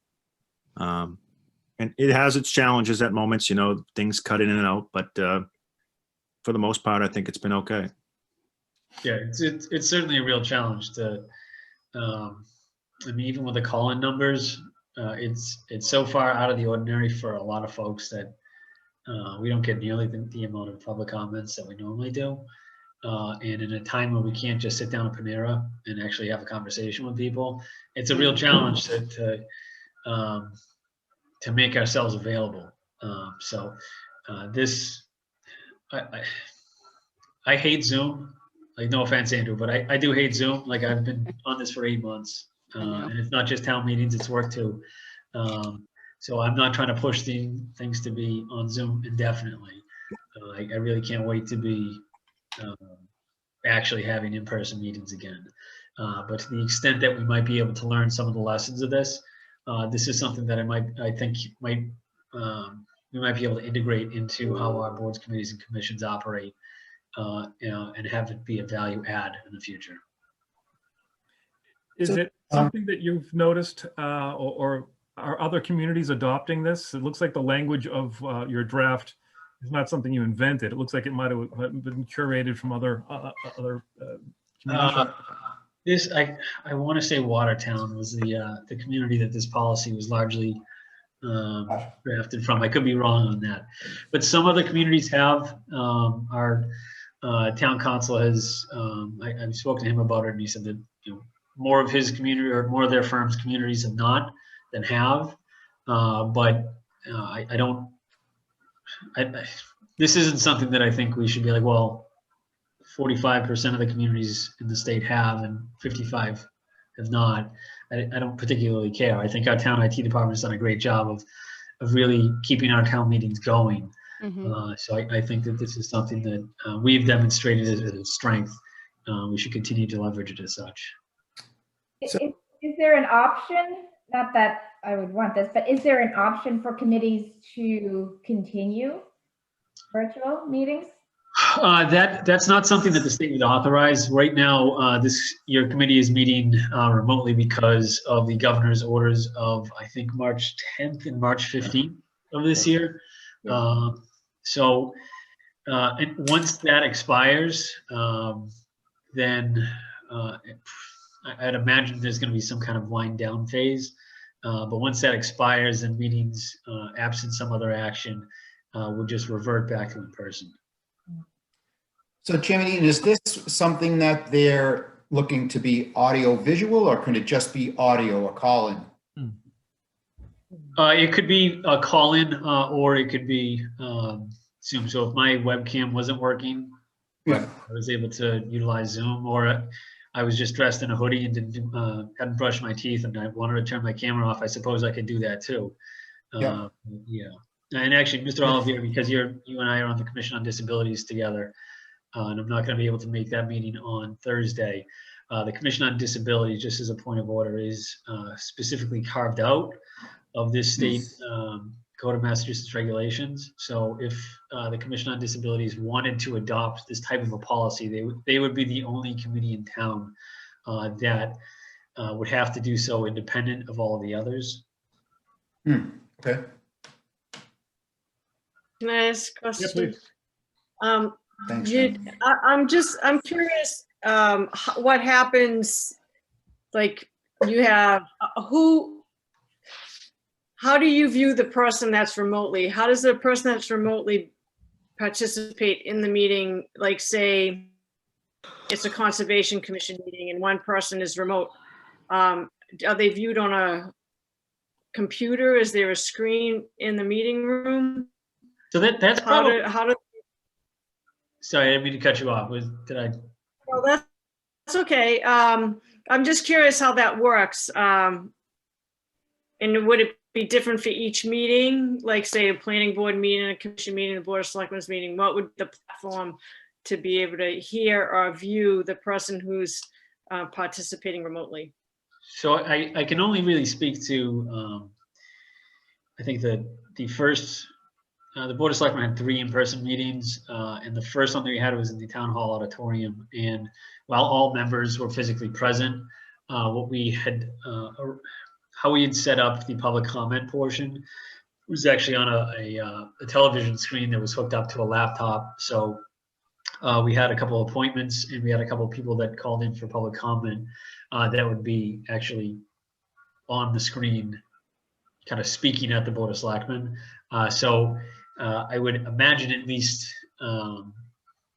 in theory, it could be, you know, if it's a Conservation Commission or Board of Selectmen or the Economic Development Committee, you could have a number of people sitting around the table and then a television with the person who is participating remotely there too. So a little bit new age sci-fi look to it, but try to, I guess, make it appear as natural as possible when you're talking to a TV.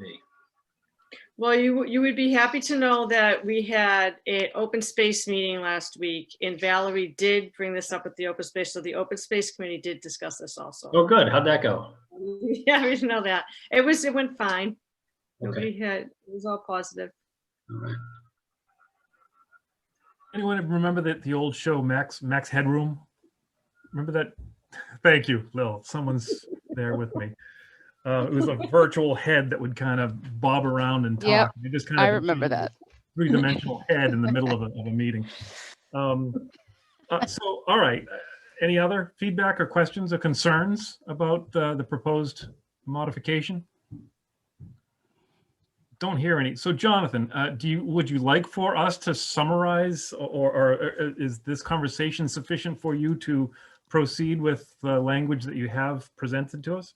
Unless you, yeah, I mean, I generally hate trying to force the hand of other boards or committees. I kind of like the fact that they're autonomous. So this is only really being brought by the Board of Selectmen because the state requires that the Board of Selectmen be the one board in town to approve it. So whatever you're most comfortable with. If you prefer to send me a laundry list of things you hate, things you like, that's fine. If you want to just say we don't want more homework than we already did, Mr. Shampoo just scheduled another meeting next week, that's fine too. I'd be glad to pen a very quick message to you, Jonathan, that simply says, thank you for presenting this information to us and we can take a vote if you want, but by vote of the members of the Economic Development Committee, we agree with the proposed language of your of the the draft policy 10-20-1 remote participation in public meetings. That's fine. Thanks, Mr. Shampoo. That'll work. Right, now you can put that in the file. So is that acceptable to everybody? Yes. Yes. Is it unacceptable to anyone? That way I won't have to go through with votes. So great. Thank you. Then I will do that, Mr. Eaton, in my free time. Mr. Chair, Yeah. I have one more question for Mr. Eaton before he leaves. Are you turning 27 or 28 on Thursday? I'm actually turning 25. I'll be able to rent a car. It's going to be great. Happy birthday. Happy birthday. Just happy birthday. Happy birthday, Jonathan. Happy birthday. Oh, This is embarrassing. Mr. Vendel, I'm going to require that you make me cupcakes. I don't think that's within the scope of my authority, but I don't have any authority, which is what I'm fighting. Join the club. Can we ask Jonathan though before he leaves about maybe with the I think it's the next agenda item when we were talking about business permits and all that or maybe it's my question is about the liquor license refunds, and I know that came up at the last meeting, and then I guess could you just explain what happened at the Board of Selectmen's meeting and why there are no refunds going to small businesses? Sure. So largely we're kind of too late in taking that up for consideration. So those permits were due on November 30th, and our last meeting was on November 23rd. And I believe, if my memory is correct, I think all but 4 of the permits were actually in by the time we were actually meeting. And by and large, the permits that we were, I'm gonna get the actual label of it wrong, but they're largely $50 permits that would be, we're considering having some sort of reduction on. So I've asked the town manager to kind of compile as much information as he can. I know he sent an email to Mr. Shampoo late this afternoon with as much as he possibly could, but my hope is that the Economic Development Committee will dive a little bit into the approach that the town takes towards permits and licensing, and kind of explores whether, and if so, to how much, to what extent, I guess, is permits and licensing an obstacle to first businesses moving to Wilmington or expanding in Wilmington, and second to existing businesses, how much of a burden is that to their continued operations? So my hope is that there's at least some discussion as to really how tough are these fees and these licenses on businesses. I view licenses largely as a government invented permission slip for businesses to continue to do business. And certainly the government has some responsibilities typically that come with it. So if it's a building inspector going out and making sure that the building is up to code, if it's an application to expand a business, if it's an alcohol license, usually there's some indirect costs. If there's, a restaurant might have to call the police once or twice over the course of a year to remove somebody who may have been overserved. But I really would like to know if there are any licenses where maybe the cost is really a hindrance to the local ecosystem. So if that is one of the reasons why we're seeing the empty storefronts, if that's one of the reasons that we are seeing some of the challenges that seems to have hit Wilmington's economy a little bit harder than some of our neighboring communities, and I want to know that, and I want to know, is there anything that that we can do to really take a different and better approach at that? So, yeah, I think that we were definitely talked about doing that as a group with permits and license in general. But, you know, I think this was more specific to COVID related year and, you know, waiving fees because of COVID. You know, and I know, you know, 6, 7, 8 surrounding towns have done that. So I guess, you know, and maybe we should have done that earlier and asked, you know, or brought this to the Board of Selectmen's attention, you know, maybe 2 months ago or whatever the case. So I think maybe knowing timing for types of things and if it was specifically our job to do that, you know, I wish that, you know, we were ahead of the game on that, because I think, again, COVID related and people in the surrounding towns that are doing that, and a lot of the surrounding towns that are just giving, you know, that are giving funds to small businesses in their town directly, COVID related. I'm hearing a lot of too, and I'm just not seeing that in Wilmington. Mr. Chairman, if I could just add to what Chairman Eaton was just recalling from the last meeting. Another thing I wanted to note was that you may have seen this kind of stem from when I think Tingsboro might have been the first one to do it. They waived their fees up by 50%. Other places like Chelmsford waived it entirely. Barica didn't take any action, but Tewksbury took the approach of that the business, they ought not just assume that the business is hurting, and that the business, if they are hurting and then they can't afford the license that they were going to apply to the town, then the town was going to take it up by an individual basis, because they, like most towns, depend on that revenue. You know, it's thousands of dollars every year that the town can count on for revenue coming in. So in our case, for example, we give out 44 common victual licenses, which means that, you know, a resident goes in and sits down for whatever reason, and that brings in $2,200. So that's just one example. I mean, we do actually have some of the lowest fees around in terms of licensing fees.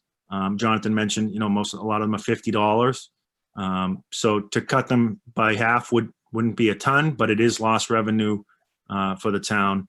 So it's certainly something we want to kind of consider all the options, weigh the pros and cons. There was one business owner that I talked to was like, you know, that's nothing to me. We're doing very well. So I don't know if we could just assume that everybody needs a break, and that I like the Tewksbury approach of what they're doing, is that if you are interested and you do need help, whether it's for COVID or for other reasons, to let the town know and take it up by case so that the town doesn't lose too much revenue.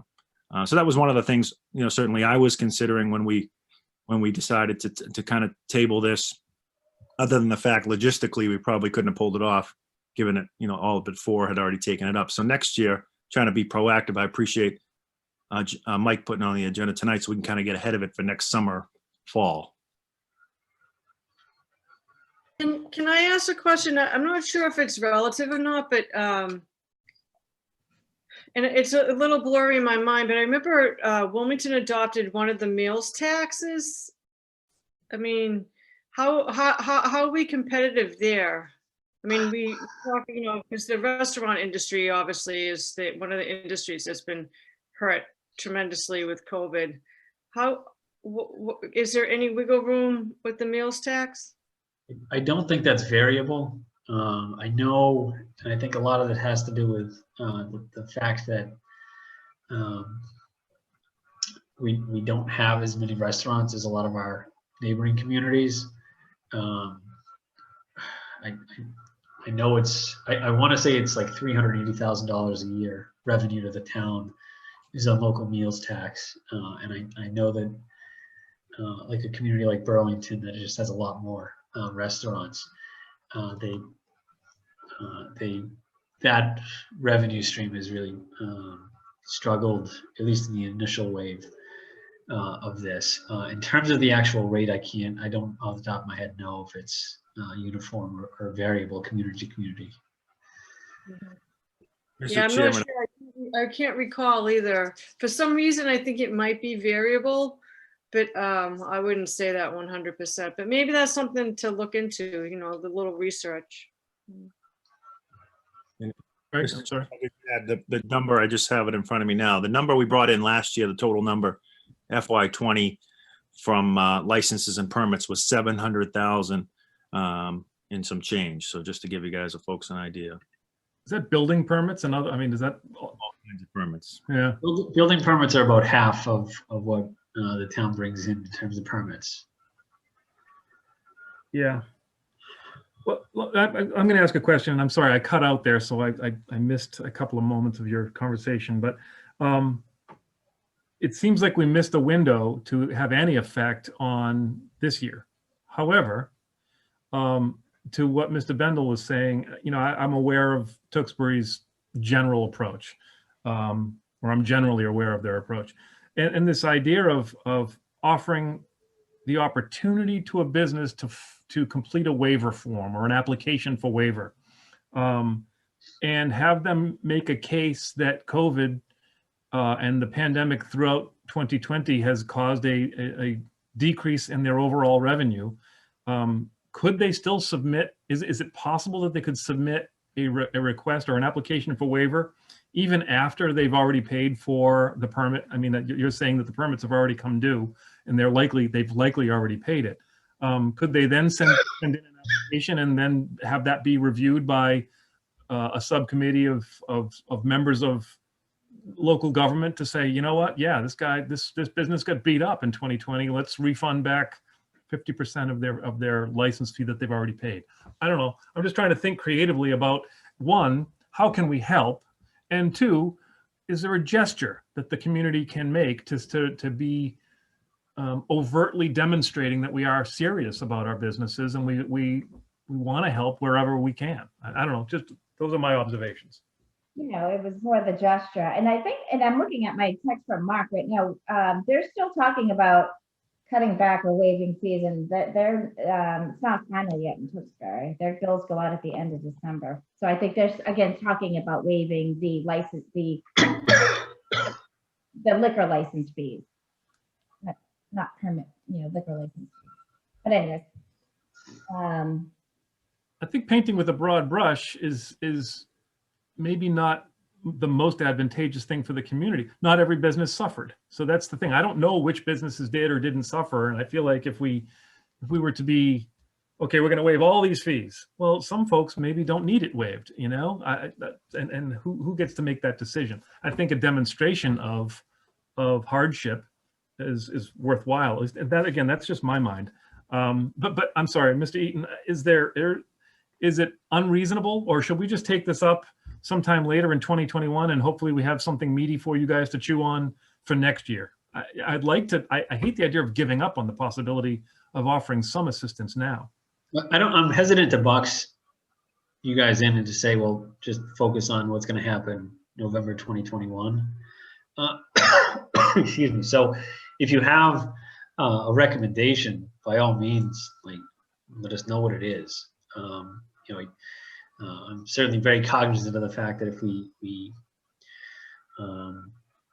offer some sort of benefit to one type of permit or one type of license, we're really saying that we're selecting one particular industry that gets a benefit, where, to your point, you don't know if every business within that industry is really suffering or not. They might be, but that might not be the case. And certainly to other industries where businesses could be suffering, to see a gesture to another business but not theirs would certainly not be well received. So it's a very challenging task to take an equitable approach here, because most businesses are suffering pretty hard from this. And as we are not yet at what will likely be the apex of a second wave, you know, we're not really sure what our business landscape is going to look like a year from now, which is a pretty terrifying thought.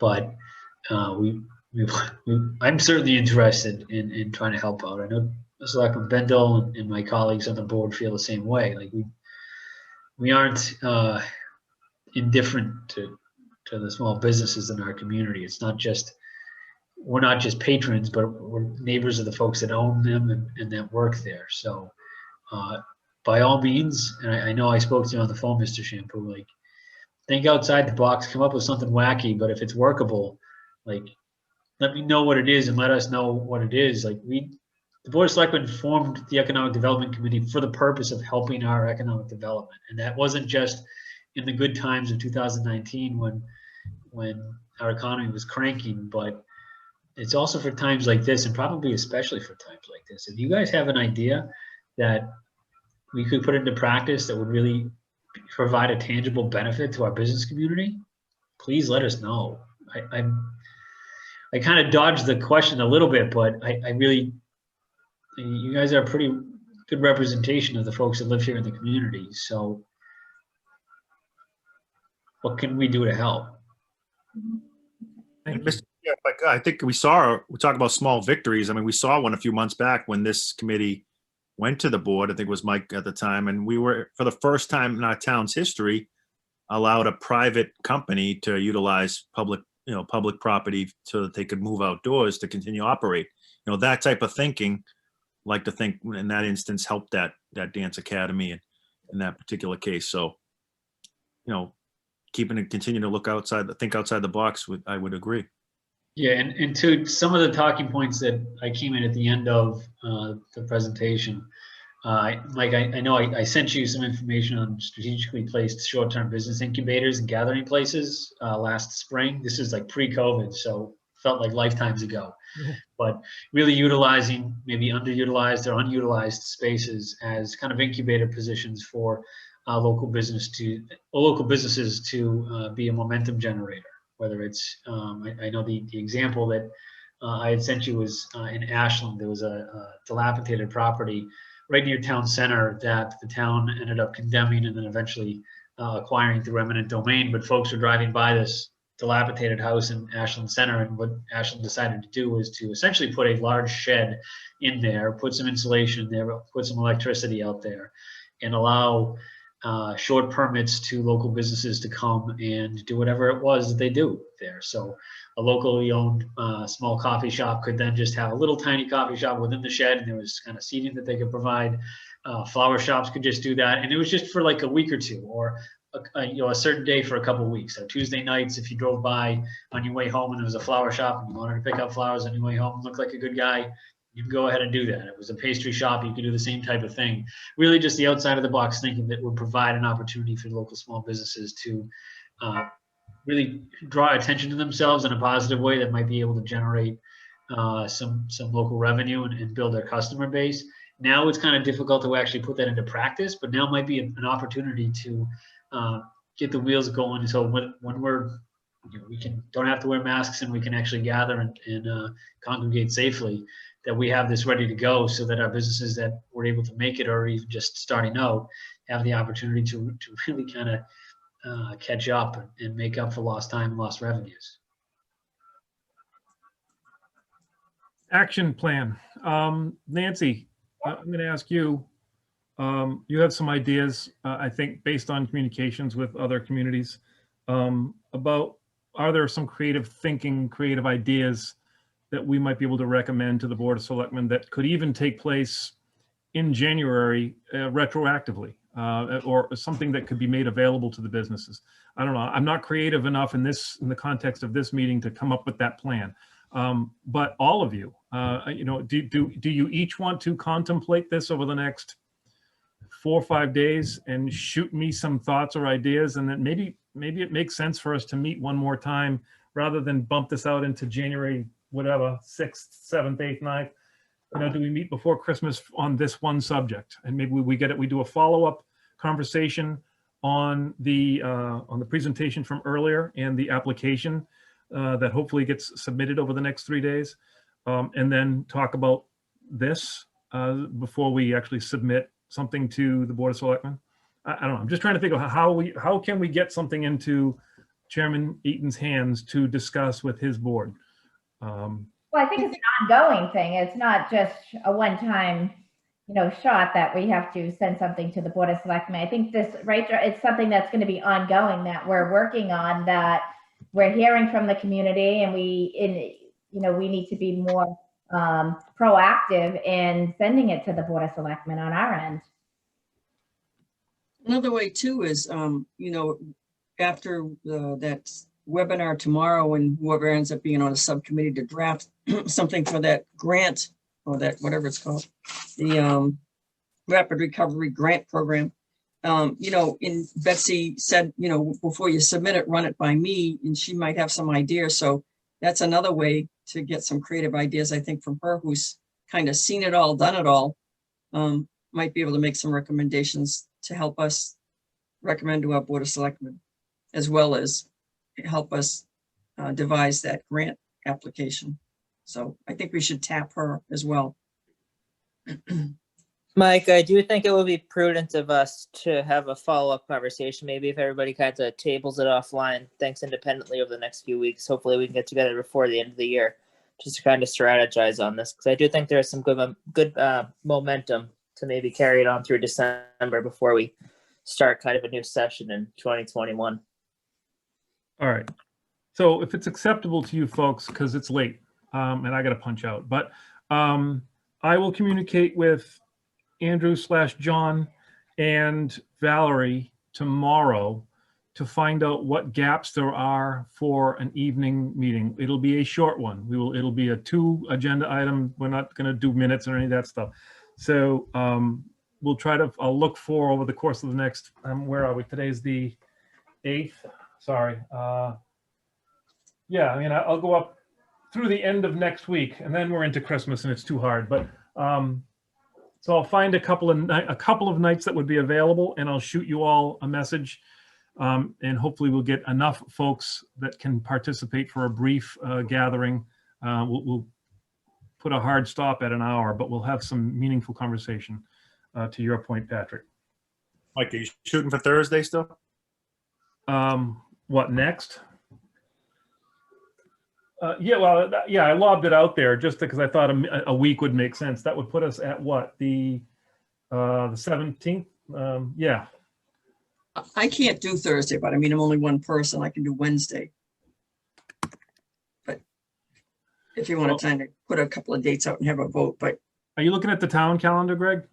Yeah, and my own. Yeah, we have meetings on Monday, Wednesday. Thursday's open. Do Thursday. Tuesday night's town hall, school admin, Board of Health. Could we do Thursday at keep it at 6 then, and keep it at an hour? Yes. Okay. Yeah, Mike, I think I can do Thursday. I make every effort to make it. I can do Thursday. Thursday the 17th, 6. Okay. It'll be focused. So that is the action plan. Give some good thought to any specific ideas we can lob in front of the Board of Selectmen, and we will discuss them and formulate them into an actual recommendation or set of recommendations next week, as well as then we can talk about more specifically. That'll be what, the 17th? So we will have at that point probably already submitted or have the application ready to submit, which is due the next day. So that's the business to be taken care of. And then, Mike, I'm just a little unclear on the application. So it has to be submitted by the 18th. So are we going to review it on the 17th and then slide it in the next day, or what's the plan on that? I mean, I think we can now. I was of the mind prior to that. Sorry, I just left you. Did I lose you? Yeah. Oh, there we are. I was thinking that we weren't going to meet before submitting the application, so I was kind of suggesting let's just get it out there. But now let's get it mostly ready. So if you, Carol, or whomever goes to the webinar, maybe you want to get the bones of it effectively in place and done. And yeah, we can review it briefly on Thursday night and hit send. Whoever is kind of taking the lead role on that. I mean, is that okay? I think we have the luxury of now being able to have a brief conversation about it rather than just submit. Yep. I would suggest, Nancy, are you going to be able to be on that that webinar tomorrow? Yes, I will be. And you have experience with those sorts of things, right? With preparing and submitting those things. I don't know if you've done one for Tewksbury or not.